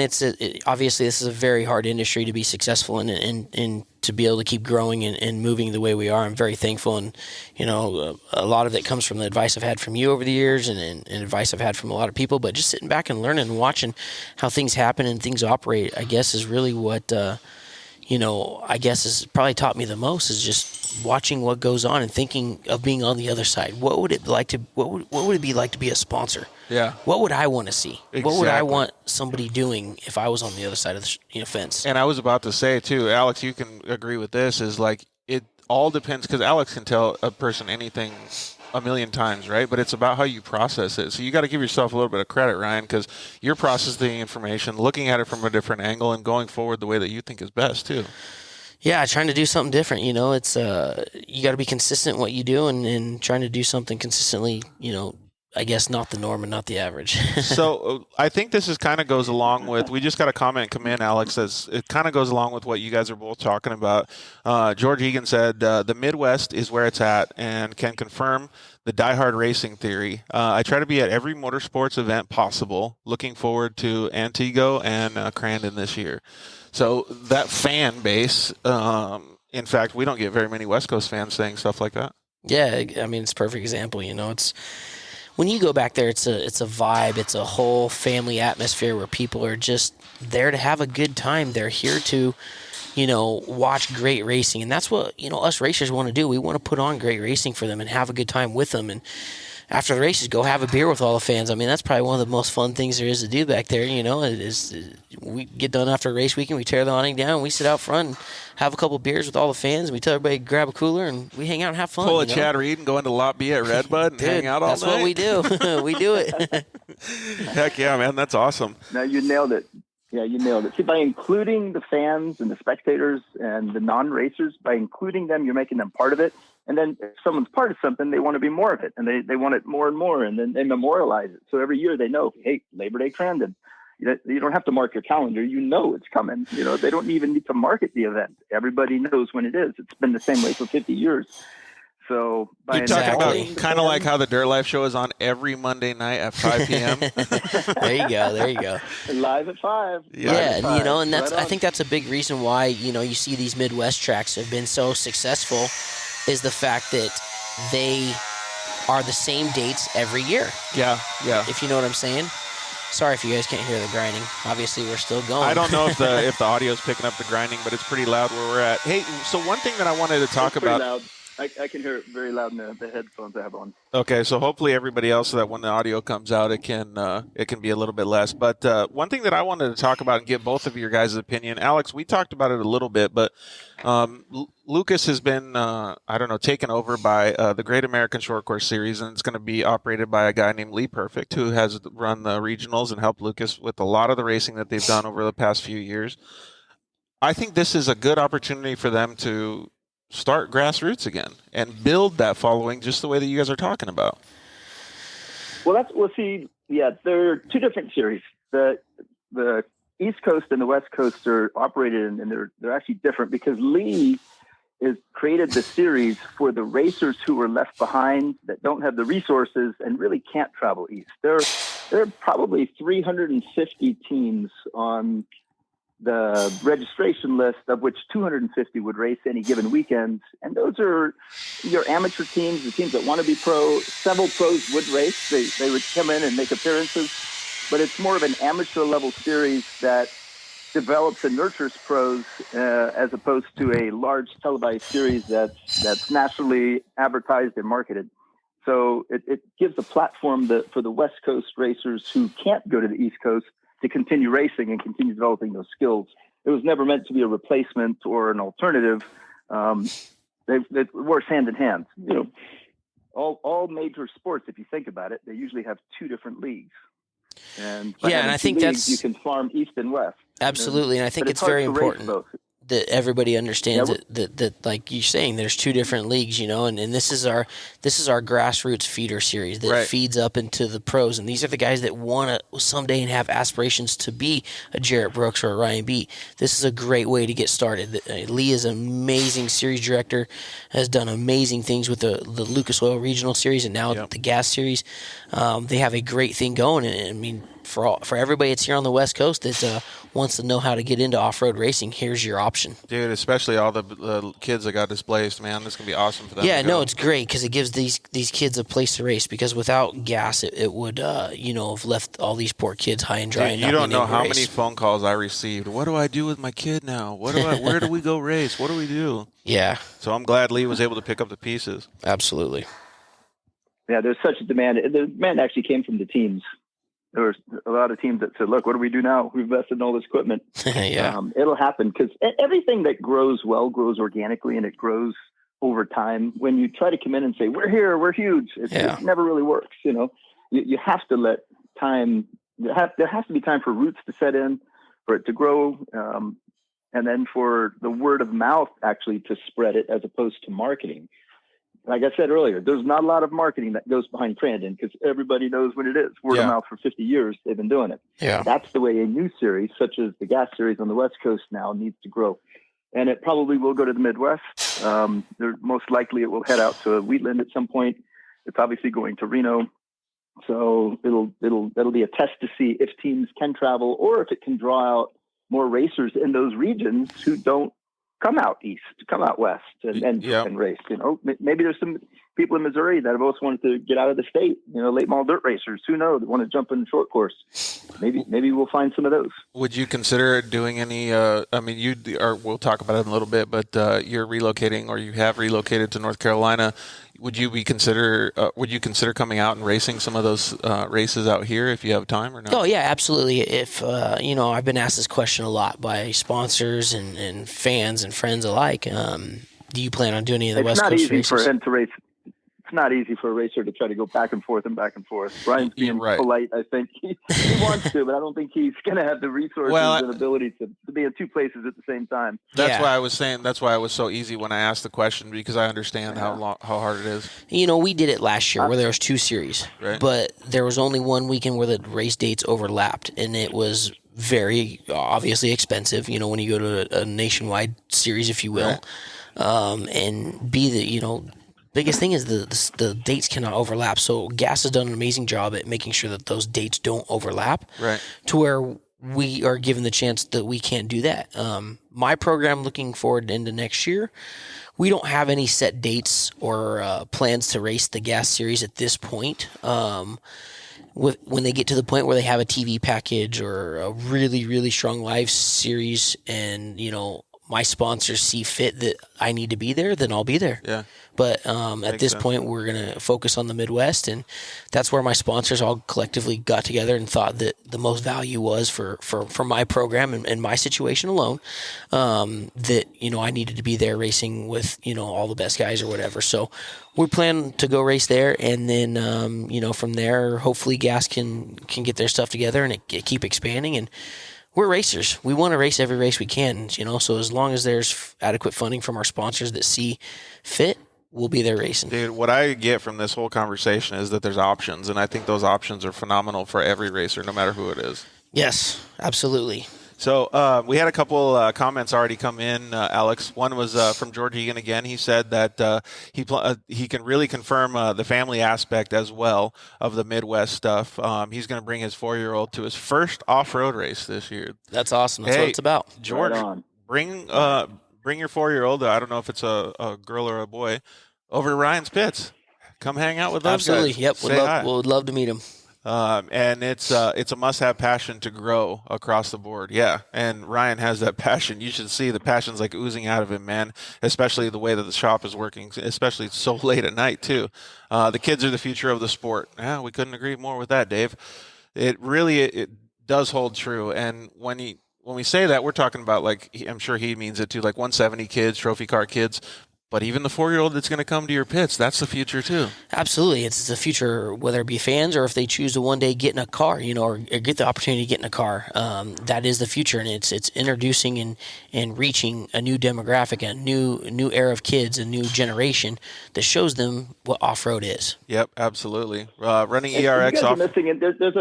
There's also an entire demographic that you may not have thought about just because your perspective, both of you as racers.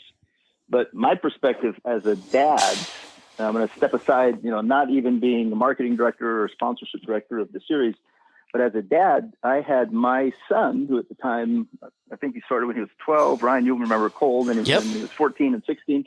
I think when he was 12 or so, he sold hats, and 14, he sold T-shirts. He was hustling. Everybody does that. Can't make any Entrepreneur. money. Then he started selling socks.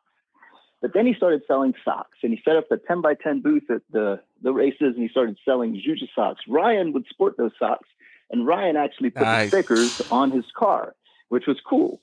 That, as a dad, that experience of my son dealing with professionals like Ryan and many others, and then going sometimes to races, not selling a single pair, and then sometimes going in getting an order for $2,000, which he couldn't fulfill because he didn't have the money to manufacture the socks. I remember when Ryan's like, "Hey, make me some socks." Cole's like, "Cool, I have the 300 minimums." Ryan's like, "All right, let's do it." Cole's like, "Shit, Dad, what do I do? I got to call I don't have the money to call the factory." Oh, that's awesome. So my son now, fast forward, he paid for college with the money he made selling socks, and now he's a software engineer at Apple Computer. He's 22 That years is old. so cool. Just bought his first house in San Diego, 3-bedroom, 2-bath. As a dad, I think there's more than just developing racers and teams, but Absolutely. you can teach youth business. Yes. Lou Lewis, Jeremy That's just McGrath developing agent called ethics me and right said, there, "You know man. what? I want to teach my son that." Well, I think a lot of the trophy cart dads look that way at their kids. That's why they're training their children to be not just professional racers, but professionals across the board. You are representing your sponsors and a brand now while you have your suit on, and while you're at the track in front of the media, you need to behave accordingly. Yes. And there's lessons that we can learn at all levels, as parents teaching children, as children learning respect and authority and professionalism. Because like it or not, if the races were not entertaining, nobody would go. Absolutely. So Ryan and all of his competitors, you do, Georgie, you guys have to put on a show while you're trying to earn an income and allow others around you, the concessionaires, the popcorn guy, the Juju socks guy, while they also earn an income. So it's a lot more going on than one single race team thinking, geez, should I do this or that? There's brands that are thinking, do I get involved? There's, absolutely. Dads saying, do I bring my kids? And I think when you have guys like Ryan out there who can be figureheads and mentors and leaders and even wear my son's socks and put the stickers on the car, it just really helps elevate. Because my son is not afraid to deal with people who are older or more experienced than him. And that's something I always had a problem with when I was a kid. I didn't like making those cold calls.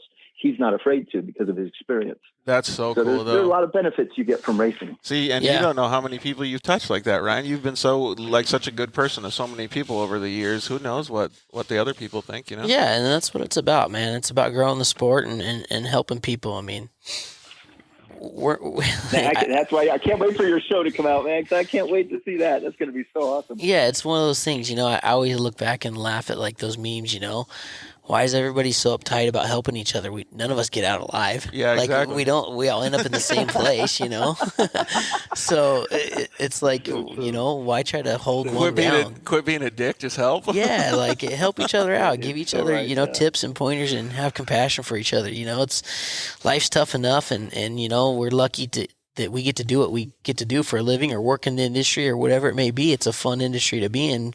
So it's like, man, let's all have some fun, like mellow out. Dude, exactly. Amen to that. And we even had, we missed this comment, but he was talking the same way. George Egan commented in and said, you can put money on us being there.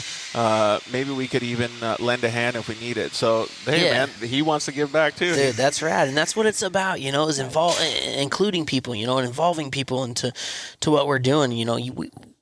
For me on the West Coast, we didn't see that type of involvement or that type of fan participation. Right. So, for a sponsor standpoint, we saw it when we went down to Mexico. Yeah, Mexico was huge, Yeah.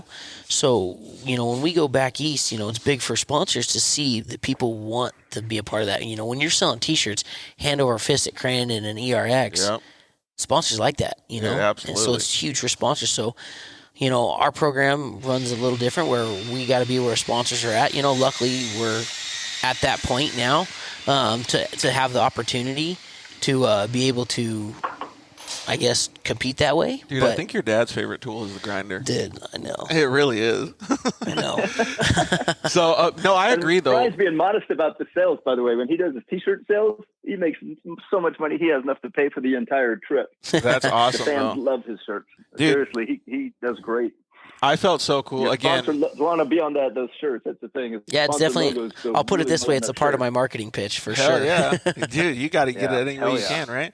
I was so honored, like being a little UTV driver. When we went down to Mexico, I really wanted to be able to speak Spanish because we got interviewed by so many different Spanish television people. Yeah. I was like, dang it, dude, I'm so missing the boat here. Like, so I can only imagine what you guys got. Yeah, it's wild down there. The fans are great. They love off-road racing. I mean, it's a bummer that we don't get to go there anymore. But you know what? It's like, you go to the opposite side of the country and it's the same thing. So yeah, exactly. They're just as passionate and caring for the off-road community as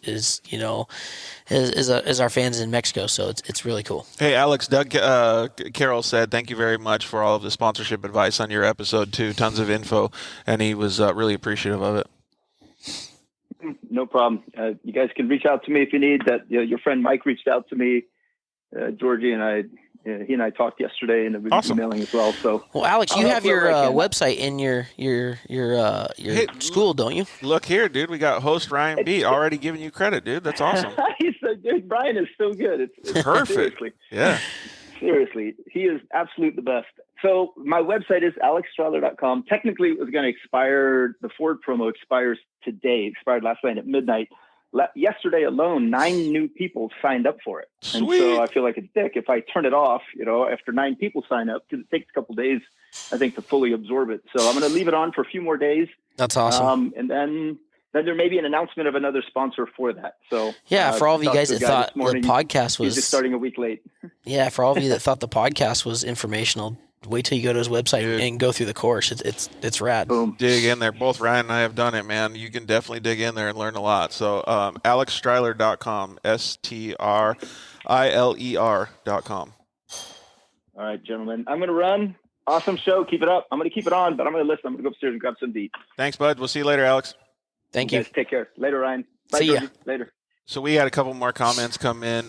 This is one of the best things about the off-road racing community is the love for the fans. Yeah, and Ryan is one of the best at that as well. You can go to just about any race and see kids getting the opportunity to sit in the cars. How awesome is it when you can take a picture of a kid sitting in a car so they post it on social media? It's killer. Dude, it's the best. I always tell them, I'm like, make sure you tag us because then I'll reshare it, and they love it, and it's a big part of our deal, it's about happiness. We want people to be happy and have fun at these races. And you know what? I'm not a kid anymore, clearly, but I love that too. Like, I would love to be able to just go and look at some of the people's cars. There is a lot of teams, though, that are kind of more lock and key. Totally. Don't let you in. But I love it when people give the opportunity to go look at some stuff, and even the old guys, they want to come check out the new shit. You know what I mean? They totally. Love it. Yep. Open and accessible pits are the key, is what David P. said. And John Lewis, we can still hear over the grinder. Okay, good. Well, thanks, man. Hey, we can't stop the work. We're grinding. The work is more, literally, huh? Literally. The work is more important than the show, that's for sure. All right, dude. So we've been sitting here for a couple minutes after break already. Let's fast forward to the first few years. So you got your first PW50 when you were or 50. I was 5. 5 when I got my first JR50. First JR50, and then you got the PW, and then how long did it take you to be like, wow, I want to do this. This is something that me and my dad really instantly. I saw it I remember watching it on TV. It was a Supercross. I mean, dude, I was little, 4, maybe 5. I think 5, probably right around the age of 5. Was your dad into it? Is that why you saw it? Dude, I grew up in a racing family. So my dad raced sprint cars. My uncle competed in NASCAR at the professional level. My other uncle was a factory mechanic for Factory Kawasaki and Bader Monet. So I was surrounded by racing, Nice. This my whole life. So Southern California. Yeah, Southern California. So grew up in San Diego, El Cajon to be exact. So, remember watching Supercross on TV and just thinking, I want to do that. And I think that's how we came about getting my first GR50. And my dad, he asked me, do you want to play baseball? You want to play football or whatever? And I wasn't interested in any of that stuff. I was interested in loud, fast things, and I thought it was cool. I thought dirt bikes were cool. They were jumping in the air. And at the time I was like, wow, that's so cool. So I got a dirt bike when I was 5, and dude, from there on, it was game on. I raced dirt bikes, my whole life. I took a little bit of a break during, like middle school and high school years, entry into high school. And my parents wanted me to really focus on schoolwork so that I'd have, something to do after life in case Supercross and motocross didn't work out. So did school, got good grades, got A's and B's and had a really good schooling. And then come into high school, parents were pushing me to go to college or go get a full-time job in the operators union or working for my dad, and I wanted to race. So went after it hard for a couple of years on the dirt bikes and really chased it and raced Supercross. But you did good, though, dude. You're talking kind of humble right now. You did really good. Yeah, so we got to race Supercross. I got to race for a KTM team. I got to race for the Motor World Yamaha team. Yep. And ended up landing a seat at Factory Kawasaki as a development and test rider for the factory team and doing all the setups for Villapoto and Reed and Tim Ferry at the time. So got to spend a couple of years doing that and unfortunately sustained a what they call a career-ending injury of shattered my navicular bone. Yeah. Which was a bummer because I was kind of just starting to find my momentum and stride there at Kawasaki where I was testing, and I was the fill-in rider. When the main riders got hurt, I got to go in and race for them. And unfortunately, I was only given that opportunity once, but that was part of it. At least almost all dirt bike riders, right? Yeah. So at least I got to make a really good living as a test rider and development rider for those guys for a couple of years, and I was able to purchase my first house because of it, and then I got hurt, and dude, for me, life was over. I'm like, I don't even know what to do. I can't come back from this. And at the time, I remember thinking, even if I could come back from this injury, I don't want to go race against that bike. That bike is so gnarly and so good at Factory Kawasaki that I was like, I don't want to go back and try to race against it on another bike. I know what goes into that bike. I'm not doing it. And, about 8 months into my recovery process, it's supposed to be a year-long recovery process. About 8 months into it, a family friend, Kenny Osborne. Do you remember what age you were? Oh, shit, I was 21, 22. Yeah, still super young. Yep, 21, 22. Kenny Osborne came to me and goes, hey, we got this off-road, side-by-side thing, and we're doing these races with these trophy carts. At the time, it was a Trophy Car World Championship. Ken Johnson put it on. Yeah. They had all the big names there, blah, blah, whatever. So that was my first real off-road race, was the adults getting in these modified trophy carts, right? And going out and banging bars. McGrath won, and I got second or something like that. And it was good guys like Casey Curry and R.J. Anderson. And was it gnarly? Dude, it was super gnarly. Really good dudes. It was like a Pro 2 National. I wonder if they have trophy carts. That's crazy. I wonder if they have it on film, like YouTube or anything. They might. I don't even remember. Dude, I'm going to look for it. Yeah, so it was it was wild. It was a lot of fun. And so I did good at that right away. And then he goes, hey, let's go to the next level. Let's build a side-by-side. Did you think you were going to do good? No. I was just like, all right, let's go have some fun and let me try this out, See, yeah. And so he's like, let's build an SR1. So we got together and built an SR1 and, had tons of help from our good family friend Kenny Frost and my dad and Kenny Osborne. And we pieced together this SR1, had some parts from Weller, and dude, it was like whatever you could do, yeah, whatever we could do to get to the track. So got it done. And this is like the total same story that every UTV guy starts out with now. Yeah. Like the same way I started, like the same way everybody starts. Just piece it together and go. Yeah, piece it together and go. So we showed up at the first race, and excuse me, I think I got third the first day. I got third, and then I got third the first day, and then the second day I won. Nice. So first week in racing off-road, come out and win. I was just like, dude, okay, this is real. That's awesome, dude. There's not very many people who can actually say that, to go out and do well in your first, and especially against awesome drivers like that. I mean, being in a mod car already, if people don't know, mod carts are hard to drive. Those super kids hard. learn skills right away when they jump in those things. That's why most of them go out and do really well. Yeah, pro lights right out of mod cart. And you were going up against some dudes with some serious racing talent. Yeah, I mean, in that UTV class, you had RJ, you had Doug Matag. Yeah. You had some really good dudes in there at the time. And we had like 2 races left that year. Ended up winning the last 2 races of the year, or the last weekend, I should say. And then we went it off season. Excuse me. So those SR1s, for everybody that doesn't know, are basically a custom-built 2-wheel drive, 1,000 cc, like a Yamaha R1 motor. Yeah, that's what it is. It's a Yamaha 1000 street bike engine. Yep. So we go in that off season, and I'm like, at the time, Kenny Osborne's son Brian was getting ready to move up and wanted to race the SR1 class. Mm-hmm. So I'm like, all right, kind of puts me out of ride. I got to figure something out. I kind of want to do this. I want to, even if it's just a fun level, I'll go get a normal construction job and do what I need to do to try. But you had enough fun at it that you were like, dude, I'm like, it's bringing up the competitive spirit. Like, dude, it brought everything adrenaline. from moto back. Like the competitive spirit, the training, the driving, everything that I enjoyed about moto, it brought it back. That is so cool, man, because that's the same way that I felt, and it was years before I got back into off-road, and it's the same way, man. It's so cool. Yeah, so it totally hypes you out. So we did that, and then built my own car. So David already sent us the YouTube link to watch the mod car race. Yep. So were you expecting to have been at that high level in the SR1 class as well? Because those cars are not easy to drive. No, they were they were wild. They were like 200 horsepower and the chassis were like 1,300 pounds. So they were just wicked fast. And so were you just learning to have like an egg between your foot and the throttle? To be honest, it didn't even bother me. Like I knew throttle control from a dirt bike, and it just I don't know, I could feel it in my ass and just drive the car and could feel what I wanted to do and where I needed to go. And it was actually pretty easy transition for me to learn it, Hey, so John Lewis David Peace commented and said, Ryan, I want to go fast beat. Yeah? Yeah, that was it. I think that's an understatement that Ryan wants to go fast. He also wants to beat everybody else, too.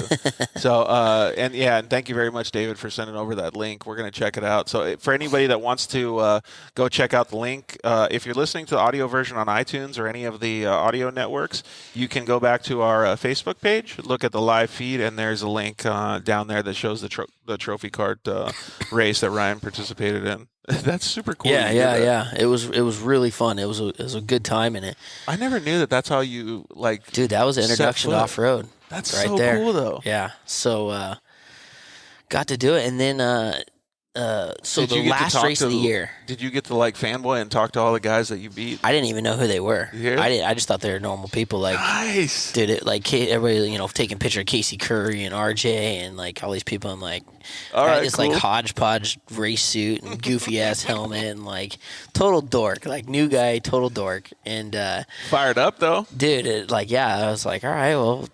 I don't care who these guys are. They put their pants on the same way I do. I'm going to go out and win. I want to go out and beat them. So I remember that race. It was day one of that race. It was like a qualifier. The dude from, I don't even know what off-road. He owns some off-road business out in Orange County, Skull and Crossbones or whatever.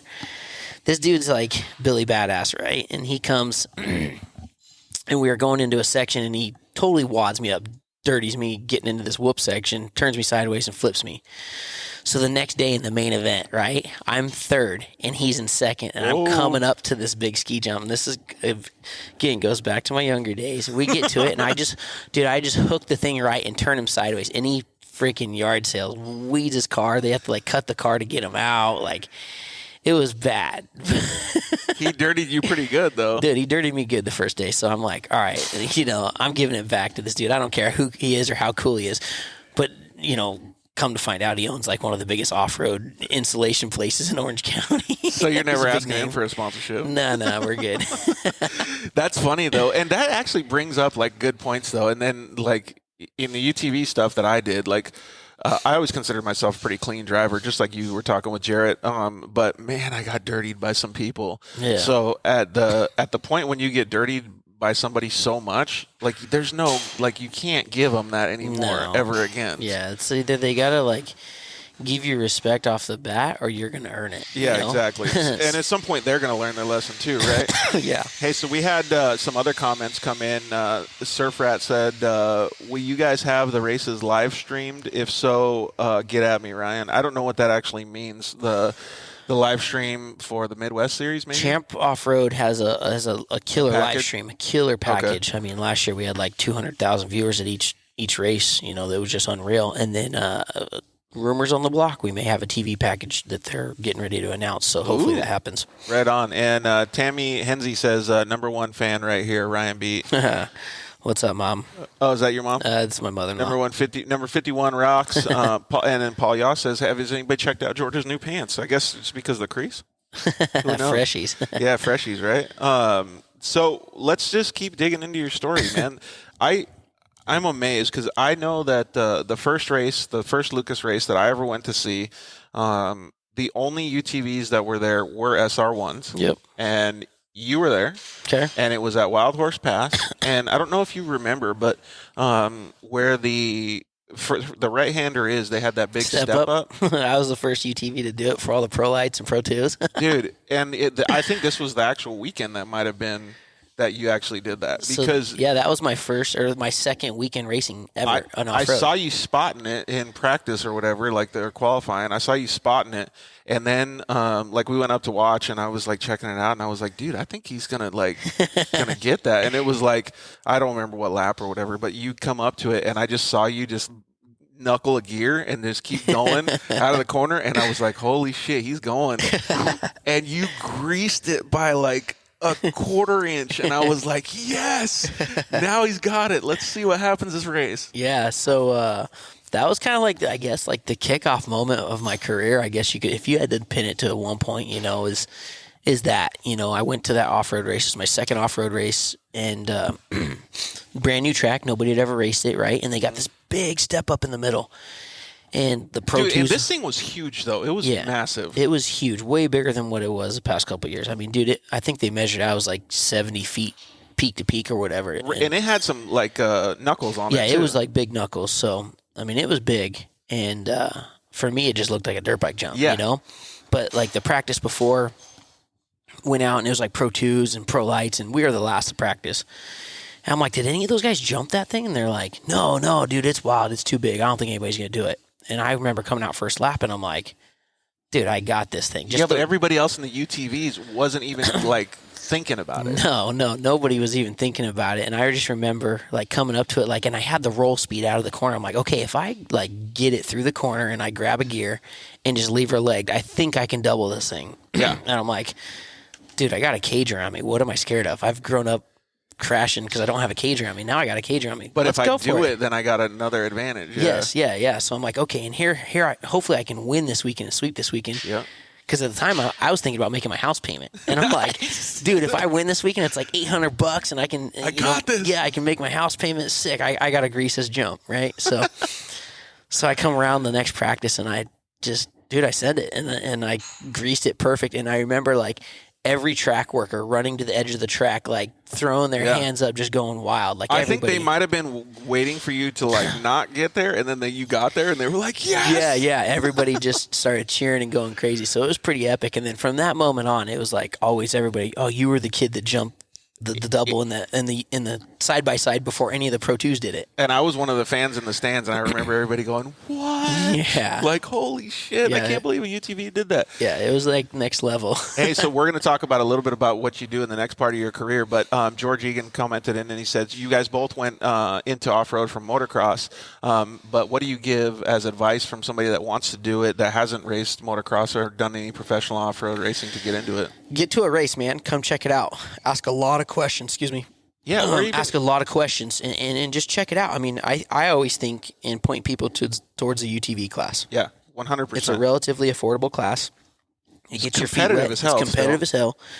And you still get to throw a slide in a car and jump in a car. Yep. You know what I mean? And it's a great stepping stone to get your feet wet and learn. And then at that point, you decide, okay, do I want to go for it? And do I want to step up and go big, or do I want to keep just having fun? And this is where, my means are at, and I'm happy to just be able to race a car. Yeah, and you can just figure out your level, like Ryan said. That's probably one of the best pieces of advice is figure out your level quickly. Like, know if you're going to do this to become a professional because you're going to empty your wallet very quickly. Yeah. Or if you just want to do it on the weekends for fun and just be a weekend warrior, because that's totally fine too, and you'll still have a really, really good time.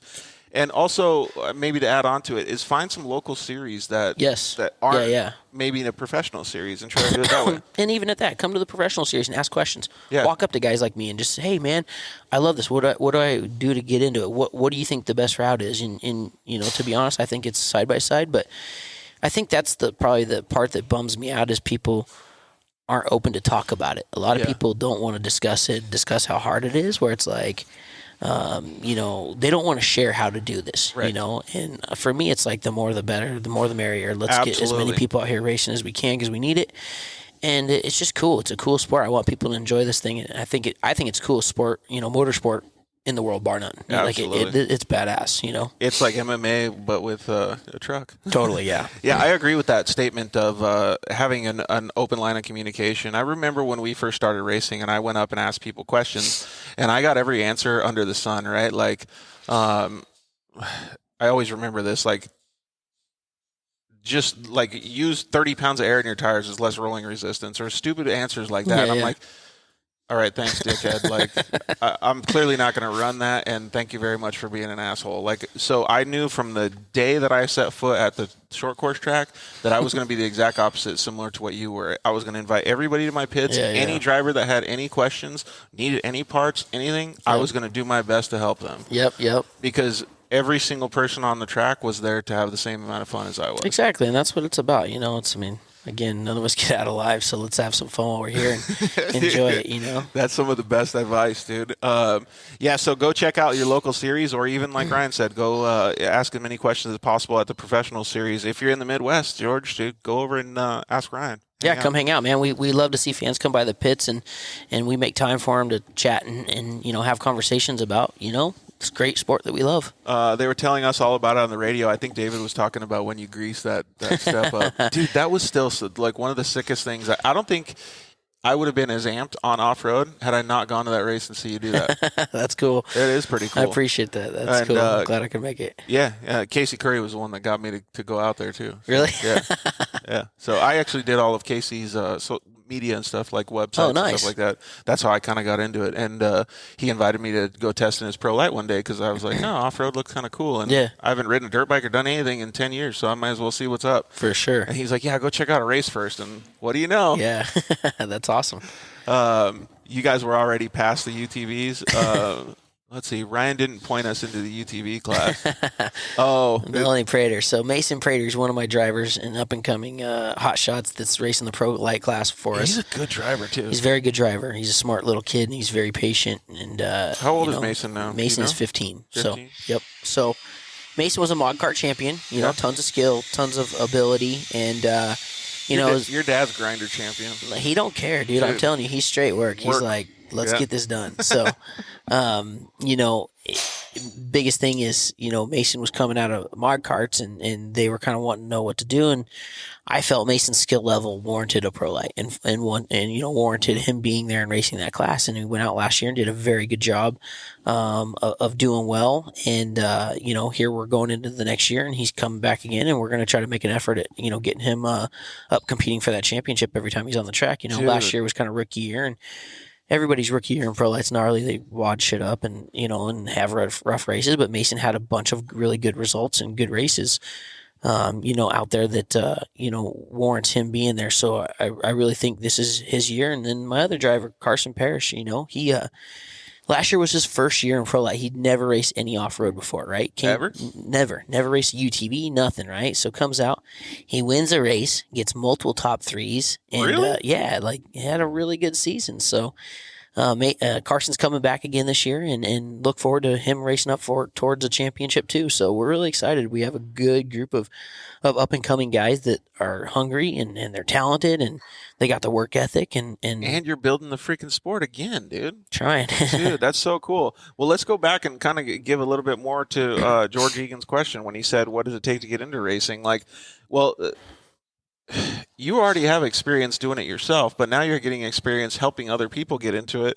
So if he goes up and asks you questions, you're going to give him a lot of real-world answers. Yeah, and I'm not going to fluff it. I'll be honest with you and point you in the best direction I can. I know the sport's expensive. I know sport's hard, but it's the most fun sport you'll ever do. You know, and so here's the ways and routes to navigate getting through it so that you can do it affordably and do it, on your own. You don't need a 10-car crew, and you don't need a semi, and you don't need all this stuff. You can show up to the track with a flatbed and go just as fast as Ryan beat. Yeah, exactly. That's super cool, man. Well, let's talk about how you learned to get into it then. So you went there, you did that in your SR1. It was an eye-opener for you. Then what was the next step? Were you like, wow, like I got to defend this SR1 or I got to get into a truck? Well, that weekend, it was like fun. And of course, my goal wasn't to race side by sides. I was like, dude, I want to get in the trucks. I want to get in the big stuff. And at that point, though, too, let's make sure our audience knows side-by-sides weren't really a thing. Yeah. The trucks were a huge thing. You bought a bottom frame rail of a Yamaha Rhino, and you built it from there up. Right. Everything custom went off. Not like now how you can go to the dealership and get one. So luckily I was blessed with a dad who's super mechanical, as you can see behind me, and is good at fabricating. Grinder God. Yeah, and knows how to work on cars and build cars. So me and him went to work that off-season after I did the step up, and we wanted to keep racing. I wanted to keep racing. I had some success, and we started moving forward. And he said, "Hey, let's build our own car."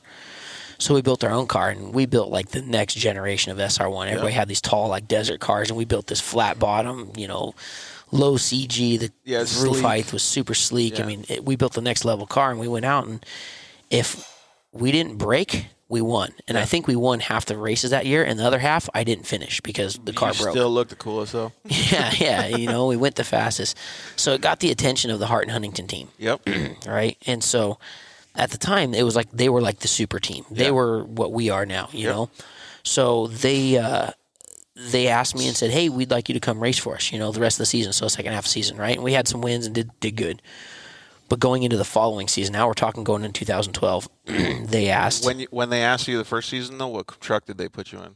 It was the SR1, my SR1. So I brought my SR1 to the program. Oh, I see what you're saying. Okay. They threw a sponsor on it, gave me a little bit of money for operational stuff. Was able to, pay for my dad's plane flights. And so this goes back to what it takes to be able to get in. Is you have to get in almost however you can, right? It's not like they give you an opportunity and said, "Oh, here's a Pro 4." No, it was definitely not. We're going to see what this kid's all about.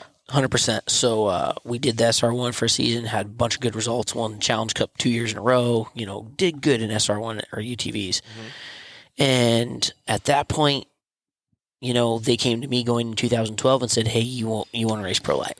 Nice. And I'm like, dude, I don't even know where to start. A, I don't have the funding. B, I don't have the wherewithal to build the truck, by myself. Right. At the time, me and Robbie Woods were really good friends, and he goes, "Hey, Jimco," or, somehow we found out Jimco had a chassis sitting on a pallet. Got it. And Robbie goes, "If you go get that chassis, bring it up to my shop. I'll help you assemble it." Okay, cool. So we do it. We get assembled, and we go race in 2012, right? First year of the V8 Pro Light. Yep. Right? I ended up second in the championship against Casey Curry, Brian Deegan, RJ Anderson, like all the biggest names. RJ ended up winning the championship that year, but I ended up second. And from then it just snowballed, dude. It's like that's game so on. Cool, though. That season must have been such a big learning curve for the whole program, though. Dude, it was super gnarly because we didn't know nothing. My dad came from circle track racing. My uncle came from circle track racing. They understand cars and how they work, but they're only doing what you tell them, I'm sure. Yes, they're only doing what I tell them, and I didn't know that. I'm starting to learn about the car and vehicle and learn how to fabricate and learn setups and stuff like that. But I didn't, dude. I was a dirt bike rider. I didn't really know shit, Yeah. So you know what it feels like in the pants. I just knew I had a feeling. I'm like, hey, I don't like this. For some reason, I go through the corner and it just wants to go straight. And I can turn the wheel and it just goes straight. So okay, learn that's push. Yeah. They related that stock car stuff, and we started figuring out setups and started learning, right? So as the years progressed, we kept getting better every year. And every year we'd build a new truck, right? Nice, so throughout that season, I'd put in good enough results, right, to win some races every year and get some good results. And I'd sell that truck off to somebody who's coming into the sport, right? Yeah. Somebody who's coming in first time, it's a great first-time truck, And build your next. And build my next one. And so, I have 8 trucks now that we've built with Pro Lights, where we've gone through different versions and updated each one and keep learning. Each one we build, we get better at and learn more about. And even the ones that are old, you can backdate them or update them from the end. Yep. So we've done that on a bunch of the trucks, but we just kept evolving, and we kept evolving as a team. So it got to the point where I was doing really well at Hart and Huntington. Some of the drivers had a falling out with the team owner, and basically they had a Pro 2, Pro 4, and Pro Light sitting there. Yep. I was supposed to race the Pro Light. Well, that season I ended up racing, their second half of the season I ended up racing Pro Light, Pro 2, and Pro 4. Yeah. Only driver in history to ever race all 3 classes on a weekend. I remember that. That Yeah, was crazy. so- that Pro 4 was sitting at up in Santa Ana for so long too. Yeah, yep. So basically got to run all 3 classes, and that's really where I gained a lot of experience and knowledge, being in the seat that much during even just a half a season. I mean, you figure, throughout the day, I was putting in well over 100, 150 laps a weekend, That's or a day. is that confusing for your brain to be able to know like what vehicle you're in and remember it? For like, me, it wasn't too bad, to be honest with you. I just had to reset. Like every time I get in it, like think about, okay, clear your head. Pro 4 does this, Pro 2 does this, Pro Light does this, and just really clear my head and focus, But yeah, it's hard, but it wasn't like, oh my God, I'm getting confused, Eye opener on what you wanted to go forward with. 100%, super eye opening. Like the second I got in the Pro 2, I'm like, that's where I want to be. Yeah. That class is rad. It reminded me of the SR1. Yep. Probably the most comparable vehicle from Pro 2 is to SR1. Yep. So started doing that and racing Pro 2. Had a couple podiums in Pro 2. Had a bunch of podiums in Pro 4. Did really well in Pro 4. Had more podiums in Pro Light, and then at the end of that season, basically, I just went to the team owners and said, I can't do this anymore. I can't feed myself. It's not paying enough. Like I got to figure out a way to where I can feed myself and do this. And at that time, they just said they couldn't do it, and they folded the team, shut the doors. So I remember seeing that too. And for people that don't understand those types of things that happen, Alex and I talked about this a little bit on his show, but there's a lot of dynamics and business things that happen behind the scenes that nobody understands or even knows about. Yeah. And all of those things make a huge difference on what happens on the front end of everything that goes on. But you were at least able to put yourself in a position to be able to move forward after something bad like that happens. Yeah, it was pretty wild. So that happens, they fold the team, and I'm like, dude, what do I do? Like, I got a Pro Light, like, I don't even know where to start. Like, I haven't really had a whole lot of experience with marketing. I don't have a crew. I don't have a hauler, So my best friend, Zeph, goes, dude, forget it. Let's start our own team. And I'm like, what? I'm like, dude, I don't even know where to start. You're crazy. He's like, no, dude, let's do it.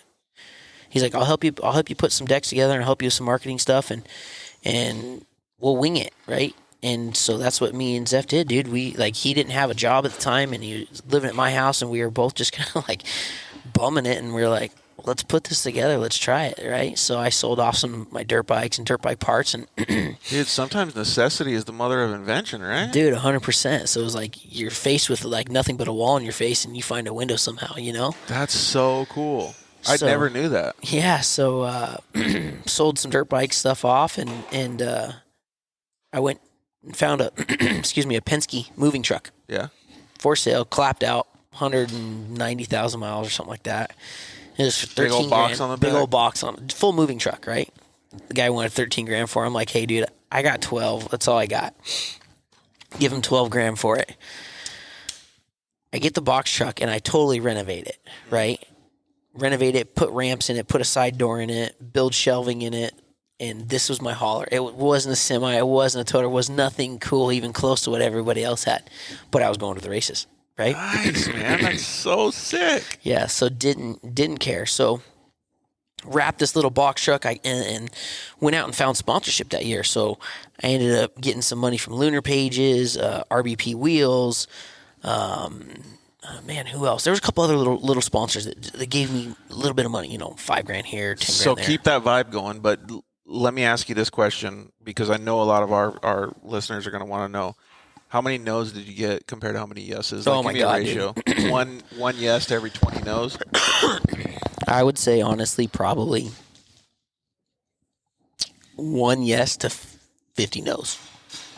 But that really shows a lot in your hustle, your determination, and what people need to understand when it means to go racing. Like, at this point, I was in too deep. I didn't have another option. I had a truck, a got a $60,000 or $70,000 yeah. truck, and had proven that I can run up front, I can race, and I can do good. And at the time, sport was killing it, and I'm like, I got to figure this out. Like I got to figure out and fund how to make this happen, and I wasn't rich. I wasn't going to go to my dad and ask for money. And, I had to find sponsors. I had to make myself valuable enough and my program valuable enough to get sponsorship. So put together a packet, figured it out, lined up some meetings with friends of friends, and hey, can you get me in the door here? Can you get me in the door there? And sold it. Ended up getting some sponsorship to where I was able to wrap the rig. I got an awning, and I went racing that year. Dude, that is so cool. And so, like what we talked about with Justin a little bit earlier in the show about haters don't ever see that, right? They just see what they see. And dude, that's that's the part. Like, dude, there was you were months. hustling. Yeah, months where I was on the phone 10, 15 hours a day trying to call people, just cold calling. Like, while you were still doing everything else. While I'm trying to get the truck ready, while I'm trying to live, like, eating top ramen, you know, like full bachelor Never life. sleeping. Yeah, dude, trying to figure it out. Like, college kid, you know, just totally trying to figure it out. So ended up, got sponsorship, went and raced in 2014. God, that's got to make you feel so good to look back on those things. Like, just talking about this story makes me more proud of your efforts. You know what I mean? Like, so you got to really, really acknowledge that. Every time you get in the seat, you got to think about all that stuff. Yeah. Dude. So, you know, it's when I look back, and there's so much stuff that I haven't shared with people of like what we went through and what we did, of like nights where me and my dad are, dude, to finish my pro light, like one of the years, dude, we didn't sleep for like a week, dude, I could only straight imagine. trying to finish this truck so we could go race. And the late nights of just, you know, 12, 31, 2 o'clock in the morning, then getting heat, you know, my dad having to get back up at 4 and go back to work, and me having to figure out how to find funding for the next race, and that type of stuff just was so gnarly. I look back now and I trip out of how far we've come, you know, through those rough times. That is you know? so cool, though, dude. So cool. Not very many people have that wherewithal to be able to go through that. Yeah, it was like constantly just like I had a dream and a vision of what I wanted to do and what I thought I could do. And shout out to Dad. Yeah. And didn't give up. Just kept like no matter what was going on around me, that was my center main goal, and that's all I cared about. That's all I woke up. That's all I ate for. That's all I slept for. That's all I did anything for was to try to. You hear that same laser focus in all of the true professionals, you know, like professional basketball players, professional athletes, no matter who it is, like even if it's a track and field sport runner, or David Goggins is a good example, like laser focus on the goal that's at hand, right? Yeah, you know, and for me, I mean, we're talking, this is my early mid-20s, you know, and the only thing I like all my friends were doing around me was partying and having a good time and going on vacations, and like doesn't sound like you missed it. Dude, I didn't like I was at, of course you have your days where you're like, damn, it must be nice. I wish I could, you know, be doing that. But it, like at the end of the day, I can't remind myself. Yeah, totally. I'm like, you guys are having fun. I'm here having to figure this out. But at the end of the day, I got to drive a race car. Dude, and I got to follow my dreams. Oh my gosh, that is so cool. And then so once you start putting together that program, things start coming to fruition. You're growing it gradually. Yep. So 2014, I was racing pro light, had some really good results, strung together a bunch of good results, you know, top threes, you know, podium wins, you know, constantly on the box. And I was approached by Brian Deegan, and he said, hey, I'm going to be out this race. I need someone to drive my Pro 2. Mm-hmm. And I'm like, okay. He's like, you're the only guy that's free and available to drive Pro 2 that's not already in a Pro 2. Right. And I've seen you race Pro 2. You can wheel one. Would you want to do it? So that weekend I went out, and the first night, first qualifying session, I qualified P1, right? Catch an invert, have to start 6th, and I worked my way up to 4th, passing Renazena for 3rd, and we ended up getting 4th right at the finish line in Pro 2. The next night, we go out and blew a timing chain off the motor running second. What track was this at? Elsinore. Okay. So that was kind of like an eye-opening thing. So at the end of that season, Rockstar approached me, and they were like, hey, we saw what you did with Deegan. We'd like to do a program with you. So we want to be your title sponsor. Sweet. So it's like, I've made it. Yeah. I got this killer title sponsor. So they they jump on board with me from 2015 to 2017. We go into 2015. We build an all-new state-of-the-art truck. And we go out and we're having a really, really good season. And, you know, 2015 and 16 were both really good years where we had really good finish, multiple wins, multiple podiums every year again. But we just kind of kept falling short of the championship. We'd end up like second 2 years in a row, or second and third. Going through this whole process, are you seeing like what makes you, and thank you very much for saying great guest, Paul. We really appreciate it. Ryan's a fantastic guest and clearly an open book. So when you're going through this process of understanding, keep falling a little bit short, Is it one of those things where you wake up at night, you write down notes, what can I do better? Like 100%. you always keep going. Like, Yes. what do I got to do? Just that laser focus again. Do you remember who was in front of you or like what was happening? Dude, it was like Jerett or, Brandon Arthur or, somebody that would just barely edge us out every year for the championship, right? Mm-hmm. We were still second and third in points. We were still, one of the best guys at the track every weekend. So this brings me up to end of 2017. We're sitting second in points, battling Jerett for the championship, and we decided to go to Crandon. I win the World Cup, right? Crandon World Championship, win that weekend. Biggest win of my life, right? It's a World Championship. Dude, I launched off the couch when I saw that on film. I was like, yes! Yes, so it was wild. It was like my biggest win ever for sure at that point, We go back the next weekend to Glen Helen, and we have a terrible weekend, right? Oh. So I fall from second in points to third in points. Shit. And it was like just catastrophic. We had so many issues. And Same truck? Yeah, same truck. And the next week, I got a call from Rockstar firing me. Oh. And the excuse and reason was because I hadn't won a championship. Didn't matter if I had won a world championship. Didn't matter if I had 7 wins that season with 15 podiums, which I did. Still got fired. Yeah. No, we want championships only. So But that's goes along with what we always talk about. I don't want to say it doesn't matter what you do. What their plans are, you have to adhere strictly to what they have. they have. And sometimes you don't know. Yeah, 100%. Sometimes it's something that just falls on you, like what happened. Yes, so I get fired. Here I got a semi, I got 2 pro lights, and we got like a full factory deal, right? Yep. Full factory race team. And I go, dude, what do I do? Here again, me and Zephyr in the situation, my best friend. And he's been Square one again. Yeah, he's been on this ride with me the whole time. Every year, designed wraps and helped me put everything together. Right, so here we are, square one again. Holy shit, what do we do?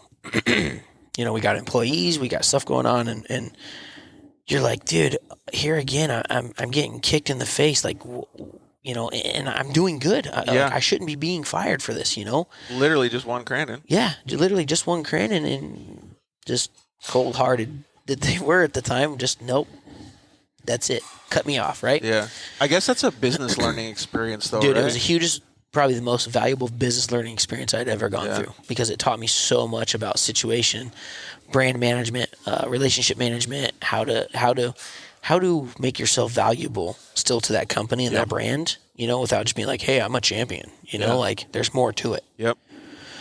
So going into 2018, I guess 2017 too. That's like the I don't want to say the advent, but that's when social media started getting real heavy with off-road stuff. And it kicked off like, my social media was really strong right off the bat because I still had a big following for moto. Right. So it helped me, still to this day with kind of bridge somewhat that of a gap. following. Yeah. So going into 2018, I'm like, all right, we got to come up with something. We got to get creative. We know we're done if we don't. So at the time, I had a Bill Sign sponsorship, and I had heard from a buddy who had worked there through the grapevine that they were talking about maybe sponsoring a truck or titling a truck. So I put together the best sales package I could, the best package of what I thought that they would need would be best for them, and how to market it and how to brand it, and just the whole package, right? And you kind of already knew somebody? Yeah, I kind of already knew somebody because they had sponsored me with shocks, right? And so, the marketing marketing assistant type deal, right. Guy, tipped me off, and at the time it was Emil, right? Perfect. And Emil tells me, hey, they might be looking for something, just giving you a heads up, so... Dude, I worked for like 2 months on this package, me and Zeph. Worked our butts off to put this package together and go in and have the meeting and lay it all out. And they did it. Yes. Dude, it was like, hallelujah. It was like, oh my God, here we are. We're good. And right off the bat, they did 2-year deal. That is so, well, yeah.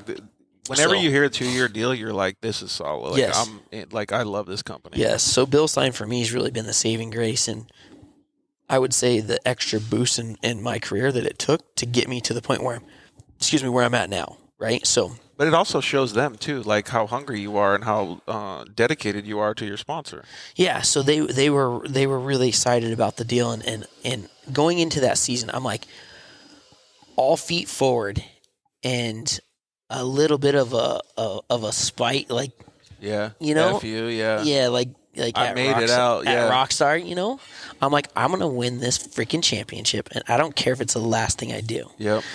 So we tested and got prepared, did everything we could. And, with Bill Sign's help, I was able to put everything together, and we went out and won the 2018 Pro Light Championship. That is so And it was like, cool. I just got fired for not winning a championship, and the next year I go out and win it. Yeah, that has to feel so It was good. the biggest and best, Yep.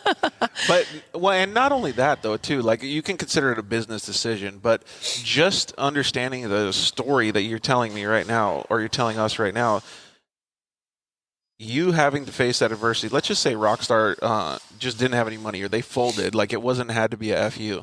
You still would have done the same thing. Yeah, 100%. I still wanted to win a championship just for myself, because the ultimate goal was to be in Pro 2, right? Yep. And be, the premier class Pro 2 or Pro 4.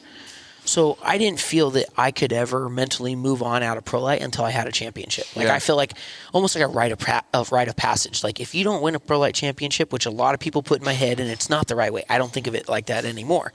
But up until that point, I thought of it like, if you don't win a Pro Light championship, you don't belong in a Pro 2. You don't deserve to be in a Pro 2. Yeah, I agree with your comment, but I still appreciate the way that you went about it, because it's moto. You win a 250 championship, then you get to a 450. Like you go up the ladder, right? Yeah, so maybe that was the moto side of me. Yeah. That if you don't win this, you're not good enough, or you're not qualified enough to be. Or you're not ready. Or you're not ready or whatever, So I was very hard on myself about that for many years. I mean, from 2014 all the way to 2018, I was very hard on myself about wanting to win championships. And to be honest, I had to do it for the rite of passage to move on to Pro 2. So I win Pro Light. Yeah. So I win Pro Light championship, and I'm like, it's done. I finally got this monkey off my back. I've been trying for it for 8 years. Like, it's off my back. So we go in the next season. I'm like, do I go to Pro 2? It's like such a big jump in financial. And I had a 2-year contract with Bill Sign, and a buddy goes, you can't go to Pro 2. You got to defend that Pro Light championship and prove that you really were the dude, right? So I'm like, oh, okay. So we go into 2019, and Bill Sign's still the title sponsor, and we put in the work, and me and Bill Sign go together. I mean, Bill Sign's had my back and went to war with me, just like, all right, let's get our fists up. We're gonna win this deal, So really had great support from Bill Sign, and obviously a far superior product that I feel than anybody else that's out there. So I even run Bill Stein shocks on the Sprinter. Thank you. There you go. But it rides nice, huh? Yeah, it rides sweet. So we go through the motions of 2019 and click off a bunch of wins and a bunch more podiums and stay super consistent and win it again. Yep. So we won 2018, 2019 Pro Light Championships. And you tell your homie, you're like, I did it. Yeah. So, and we did it. And luckily, at the time, Emil and everybody at Bill Sign believed in us. That's and they believed in the program, Yep. and win 2 championships in a row. And it's like, all right. Now at that point, I really mentally was like, all right, I'm done with Pro Light. Like, there's nothing else for me to do. I've won a world championship. I've won at every track. I've won, 2 championships. So I'm moving on. So there's really not much more that you could do at that point. We had a couple comments come in that says, John had commented and he said, that's the hard work that haters never see. Nothing is easy or given. Exactly. Well, you can kind of see it now, so don't hate on Ryan at all after this show, because you can see all the hard work that they're putting in. I mean, it's already 7:30 at night, 10:30 on the East Coast. Yeah. But they're not going to stop when I leave. They're going to keep going. So it's pretty neat to be able to see that. And it's clear in his story that they've done this their whole tenure of having this off-road it's been stuff. I know it's tonight, and it's not just a show. This is an every night thing for us. We're here till 7:30 or 8 o'clock at night. We get here at 7 in the morning, and we grind because that's what we want to do. That's what it gives me reason to wake up every morning and drive and fully. Keeps me away from the bar and getting in trouble. And full transparency, I brought pizza over here just because I wanted some pizza tonight. Ryan ate the salad or whatever it was, fruit, whatever it was, and the guys never ever sat down to eat the pizza. They just put it in their mouth as they were walking back and forth to get tools. That's the type of people I want around me. They're goal driven and oriented, and that's what we surround ourselves with. You have to surround yourself with people that are very goal oriented if you want to win. Yeah, winners win, right? Yes. Yep. So, and then George Egan also said basically telling Rockstar to take I'm not going to say the next word. Yeah, but so George, I don't know if you watched that show with Shock Therapy, but you're going to have to go back and check it out when Steve was with us and shove it. Well, it sometimes feels good when you do win that, but I guarantee that Ryan didn't ever tell anybody to shove it. He just showed with his actions. Yeah, I just smiled and said, "Yeah, This is the way it sorry is." you guys build early. We were just getting started and getting on a roll." So when you look at things now, though, hindsight's 2020, right? And you see the way that companies progress. You're very lucky that transition happened at that young stage. Totally. Because the way that certain companies are operating now, it's good to already have your own program. yeah, absolutely. And the way things are, like I look at it now, it's so important because for me it was controlling my own destiny. Yep. How hard do I want to work? How successful do you want to be? Yep. And that went hand in hand. Like, okay, you want to win, you got to work for it. You got to earn it. You got to be in here building new trucks. You got to be in here learning and developing and constantly trying to move forward. So, for me, starting my own team, it was control your own destiny. Don't leave it in the hands of an agent. Don't leave it in the hands of a team manager or something like that. Ryan Beat needs to control his own destiny. You've done such a good job at it now that other people are entrusting you, or I don't know what the right word is, to be able to do that for their children and their programs. Yeah, and it's so far it's working out really good. These kids have both had early success very early on in their professional career, and I look forward to seeing, and helping them grow. And it's like, one of those things that they both want to race Pro 2 next year. Yeah. Right on, cool. We'll throw you in Pro 2. Yeah. I'll give you everything that I got. It's up to you to outdrive me and outbeat me. I like the way that you're going about it, too. Is you can have a really long tenure in off-road racing, but if for some reason you want to go on vacation with your family or you want to just take a year off or something, you can. Yeah. You have a team. You have an entity. I'm not saying that you do. I'm just saying you have an enterprising off-road company that you're helping other people. So it's really cool to see you pushing the limits of what can actually happen with the team, especially in off-road, man, because it doesn't have this. No, it doesn't. And there's nobody else that's doing this type of thing. And nobody else, I guess, that's, sees the vision that I have of what I want this to be, Dude, So I love that vision so much. I think that, like in the UTV industry, Honda and Jeff Proctor's team is doing a very good job at that. Yeah, they're doing a really good job at that. And you and I both are moto dudes. Yeah. So we think factory Honda, factory Yamaha, factory Kawasaki, just like you thought your whole time growing up. Yes. You saw the behind the scenes, rode for them, and now you're having to start your own team, but you still have that underlying vision. Totally, yeah. For me, I look at Mitch Payton at Pro Circuit. I look at Joe Gibbs. I look at, Hendrick, and what they've been able to do and accomplish in motorsports. And, like I told you on the last show, winning championships is great and it's cool because it's what I want to do. But more importantly, I want to build an empire. Yeah. I want to build something that's much bigger than this, that not only just wins championships, but wins multiple championships with multiple drivers, over multiple years, So, dude, could you imagine if you came home with, let's just say 4 championships because I'm a UTV guy. You came home with a UTV championship, a Pro Light championship with a 1 driver, a 2 and a 4 championship. Yeah, like, you'd be how killing it. sick would that It'd be? be so sick. Like, for me, that makes me happy. It's not money driven. It's not anything other than just the want to win races and enjoy racing, So, I've been asked a lot recently, like what my goals are. Do I have visions or do I have wants to go race NASCAR? And my first response is absolutely not. I have no interest to go race pavement. I have no interest to go race those types of sports. Obviously, if it's an F1 car, we're talking a little bit different. Yeah.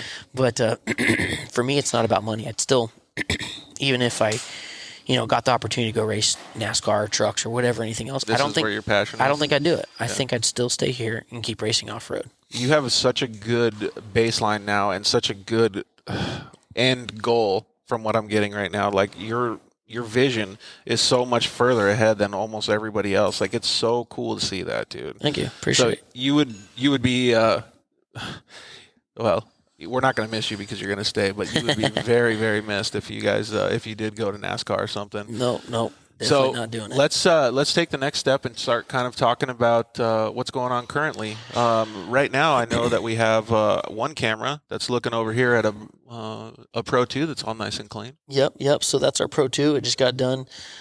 We just steel-itted the whole chassis, like Jerett mentioned. It's you get some mud races back there, and steel it really protects the chassis from rusting and corrosion and stuff like that. So it's important to save on man hours and time and labor, being a business. Yep. That you're not sitting there scrubbing, raw metal for hours upon hours after a mud race. So scrub parties suck, dude. Yeah, totally. Oh my gosh. We're getting it together and getting it ready to go testing here. You know, we had a really good baseline package last year where we won a couple races last year, had a ton of podiums, ended up third in the championship my first year in Pro 2. So it was. John commented and said, "Don't be hating on NASCAR." No. We hated on NASCAR a little bit last time too. No. Everybody loves NASCAR, but we like off-road better. No, definitely not hating on NASCAR. I got mad respect for it. I watch it every Sunday. Yep. I watch the truck race. I watch the Xfinity race. So I'm a huge NASCAR fan, but it's not for me, man. I love off-road racing, and that's where I want to be. I'm perfectly content and happy racing off-road. Yeah, absolutely. Well, let's go back to the Pro 2 a little bit and talk a little bit about I want to know what the difference is between the motor packages in Lucas compared to what it is in the Midwest, or if it's the same. So Lucas, or the West Coast Series, last year allowed you to run an open motor, 900 horsepower, but it had to be restricted down through a restrictor plate. Oh, okay. Right. Midwest it's what they call a spec motor. It's a spec 410 motor where they give you a parts list of what you're allowed to use, and it can only be 410 cubic inches. Okay. Right. So, they're both fuel, or the 410s are fuel injected. The open motors can be carbureted or naturally aspirated. Mm-hmm. No turbos, nothing like that. So basically the same truck, but it's just motor platforms packages. And so that was my lead into what products you use. And you had mentioned on the show with Alex Striler that you were lucky enough to shake hands with the guys at Chevy. Yeah. So luckily enough, was able to meet the guys from Chevy and start a partnership, start a beginning of something. If anybody really hasn't listened to that episode with Alex Striler, maybe you could kind of give a little bit of a brief on how that came about with you. Yeah, I was at ERX Racing and had a gentleman walk up to the awning, banner rail and say he liked my Chevy body, and asked about it. And I just said, hey, I'm a Chevy guy. I got a Chevy motor in it. I've run Chevys for the past couple of years. And you wanted to do something different. Everybody runs the new Ford Raptor body. I wanted to go a different route. Yeah. So I had Fibeworks build me a Chevy body, right? A new 2020 Silverado body. So we built the body. We went Chevy motor, which everybody was going Ford motors at the time, and I just wanted to do something different. So a gentleman walks up, says, nice body, and we start conversating, talking, and start shooting the shit and having a good time. And I go, hey, why don't you come in and check it out? You seem to be pretty knowledgeable. Come check it out. He walks in, checks it out. Man, it's a Corvette fan. That's really cool. You got a Chevrolet alternator. And yep. Oh, man, that's really cool, right? So he leaves. I sent him with some shirts. And, hey, thanks for just chatting, man. Good times, right? Good dude. He leaves. And the next thing I know, he's at Crandon. And, I You're was like, oh, the fan's back again? Yeah, just like, all right, what's up, dude? How's everything going? And his wife was there and hands me his card. And it's a guy whose title is the manager of GM Propulsion. That is so cool. And he's like, man, here's my card. Call me if you ever need anything, right? So we go about it and go about it. Wow, that's a surprise, right? You never knew either. No, never knew. So moral of the story is you never know who's standing outside of your pit or looking or watching. You know what I mean? So a couple months go by and I get invited to come up to Detroit and check out what they got going on. Sweet. Check out the GM plant and headquarters and really just kind of see into the operations of how that level works. Here's that whole feeling coming back again, like, oh, I've hit the next, like I've made it again, right? Yeah, so like I honestly, I just thought I was there on like a tour shop day, getting to check something out, different level, business, and really, learning and earning respect of how that level goes, and just going, oh man, this is wild. So he sits me down and kind of tells me what his plans are and what they thinking, moving into 2021 with this, build that they want me to do, right? And so at the time I'm thinking it's just, I'm going to help them build a truck and, basically build a platform or whatever. Right. And come to find out, here I'm racing a new ProLite next year that's yet to debut. We're finishing up in the final stages, so moving in next year, it's pretty cool. Get to be partnered up with Chevy and everybody from Chevrolet, and really look forward to sharing in the fact of them coming back to the sport of off-road. Dude, I think it is so cool, and for everybody that Well, when everybody goes to the first race, you were able to share a little bit with me about some of this cool stuff that's happening with that truck. You're really going to enjoy it. When you go to the first race, come up to Ryan's Pits, ask as many questions as you can. They're doing a fantastic job pushing the market forward and pushing the pro light racing forward. I think it's going to be so cool when that happens. Yeah, it's really cool. It's we'll see when they release stuff. I don't know how much I'm really supposed to talk about it at this point, but I think it's going to be really good for the sport. I know it's really good for me, and I'm very appreciative of Chevrolet's support with me in my program, moving forward, and just having the tie in and seeing a manufacturer back involved in off-road. Really, at the end of the day, that's really what we need, and having them come back involved and actually be involved with me as the first guy that they're kind of working with is such a huge honor. And I have so much respect for the brand and what they've done over the years that this means more to me than anything, Plus, you're a Chevy guy, yeah, I'm a Chevy guy, and it's like almost like a dream come true to have them come to me and want to be involved in something that I'm doing, whether it's just building a truck or sponsoring me. Yeah. It's just having them involved is so huge and such an honor that I'm so thankful to have the opportunity. And I really look forward to, working with Bill Stein and Lucas Oil and Chevrolet next year. It really having some good wins. It's that hustle, man. It's that hard work that's paying off. I mean, there's so many people in our audience right now that are sitting here listening to this going, man, I'm a Chevy guy too. I would love to have that opportunity. Well, you got to put in the hard work. Whether you're a Chevy guy or not, you got to have respect for the fact of if Chevy's even entertaining coming back to off-road, it means we're on their radar. Dude, that's huge for right. off-road. You're totally right. You know what I mean? So you got to respect if they're the first ones that come back. Kudos to them and thank you, because that might be the reviving lifeline that gets real sponsorship and the adequate exposure that we need for our sport. Dude, 100%. We got a couple questions that came in. John asked, are the Pro 2 sealed block? Yes. And then he lives only about half an hour or 30 miles away from ERX. Well, go say hi. Well, to then Ryan, good. man. We better see you at the race. Yeah. So go say what's up. And John Lewis says, bring back the Chevy Tundra colorway. We talked about it. It's been discussed. Chevy Thunder. Sorry. Chevy Thunder. Yep. So we talked about it. We discussed it, but I think we're going to go with new school. We're going to do something a little different. Nice. I can't wait to see it, dude. I love it. Yep. All right. So you got some pretty cool stuff happening with your program. Obviously, stuff is still a little bit under wraps, but maybe you could tell us a little bit about what's happening with some of your younger drivers.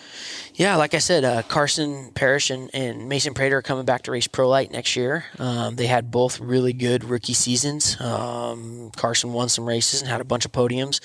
Mason had a couple podiums, so it's really exciting to see these kids develop and grow over the past year and really start to live up to their full potential. Both of them are very talented drivers, and I look forward to continuing the progress with both of them and developing them into the best drivers that they can be. Do you guys have much contact, like let's just say during the week when they have questions and things like Absolutely. that? Absolutely. Yep. We talk quite often. That's pretty cool that you open up your life to be able to help those guys out so much. Yeah, it's a good time. It's part of it, really to be able to grow and learn that I think that they need to be. And, basically I try to give them all the information that I didn't have. Yeah, all the absolutely. stuff that I had nobody telling me what to do and how to do it. I try to give them that and really steer them so that they can be as successful on their own as they want to be. You know what I mean? For me, it's, you're here now, but if they leave tomorrow, I want them to leave and be able to go do their own thing, go run their own program. Exactly. So here's your chance. I'm teaching you everything I learned. Here it is. Go for it. And have no hard feelings, too. Yeah, no. That's super cool, man. I love how you're so open and humble about everything that you're going about. I just got a text message from James Jeremio. He was saying that he didn't know a lot about your story, and I'm sure a lot of our listeners didn't either, but it's so cool to hear. He said, first of all, you revitalized his level of stoke to get back because he's building the car and he's all, cool. jam-packed, but he really loves the fact that you just love racing so much, and he really appreciates all of those long nights and SR1 days because he remembered all of them too. Well, that's cool. Thanks, man. Appreciate it. Look forward to having you back at the track. Yeah, it'll be cool to see him back out there too. He's building a new car.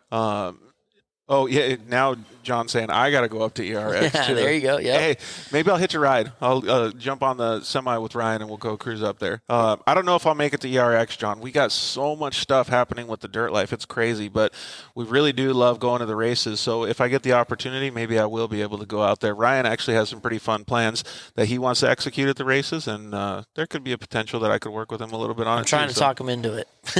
We'll see. Time is always of the essence, though, right? Totally, absolutely. Like we already know that Ryan doesn't sleep. I gotta get some sleep at least. But yeah, hopefully we'll see you soon, John. Well, let's wind down the show a little bit by telling people a little bit about your new move that you were talking about. You moved to North Carolina? Yeah, so I moved to North Carolina. I'm currently in the process of moving the shop right now to North Carolina as well. You already have a place out there? Yep. Already have a place out there. I bought a house right away, got my family moved back there. I want my girls to get into the schools and really get comfortable there and grow up there and have a nice, life. I feel like they'll be able to have probably a little more fun back there growing up and riding quads in the hills and our trees. It's a much different life, yeah. It's a little slower and we're so wide open here that when I go home, I don't want to have to fight an hour of traffic to go 5 miles, home. I want to, when I leave my work and my business, I want to slow it down a bit. And that place, for me, was probably the best option. And there's 2 reasons why. That's right. It's the motorsports capital of the world, for one. 100%. North Carolina is crazy. And there's so much technology, right? There's so much technology there as far as... That's different, too, It's right? different, yes, that we can be learning from. There's just even the little bit of time I've spent there, I've learned a ton on what these guys do and how they do things to be more efficient, to be more effective, and to be faster. So there's a lot of things that we can apply to our off-road programs. Dude, you're like a sponge, too, so it's got to be super fulfilling. Totally. And I love spending time back there, and I can't wait to be there full-time because I can't imagine what I'm going to learn just of being back there for more than a couple of days or a week at a time. So I'm really excited in the fact of getting back there and absorbing some of that technology, right? It's all 4 wheels racing, and there's a lot of technology basically that we're missing the boat on. Yeah. And I feel like, being back there, we'll just keep learning that. And then obviously crew help. We're expanding, we're growing. Every year we add more programs to our program, and I need more good help. Yep. And there's an abundance of help. There's an abundance of guys that come from NASCAR and top level quality professional race teams. Yep. And I want, you're only as good as the people around you, and I want the best people around me. And I feel like I have really good people here, but we need more of them. Yeah, exactly. And we need more people to keep this growing and keep going and keep watering it, and to do so, we need good people and people with knowledge and experience and technology. And man, that's where I want to go with it. Like I said, you need to surround yourself with those people, and I felt like that was the best place for me to do it. That's super cool. And I love the forward thinking that you're thinking because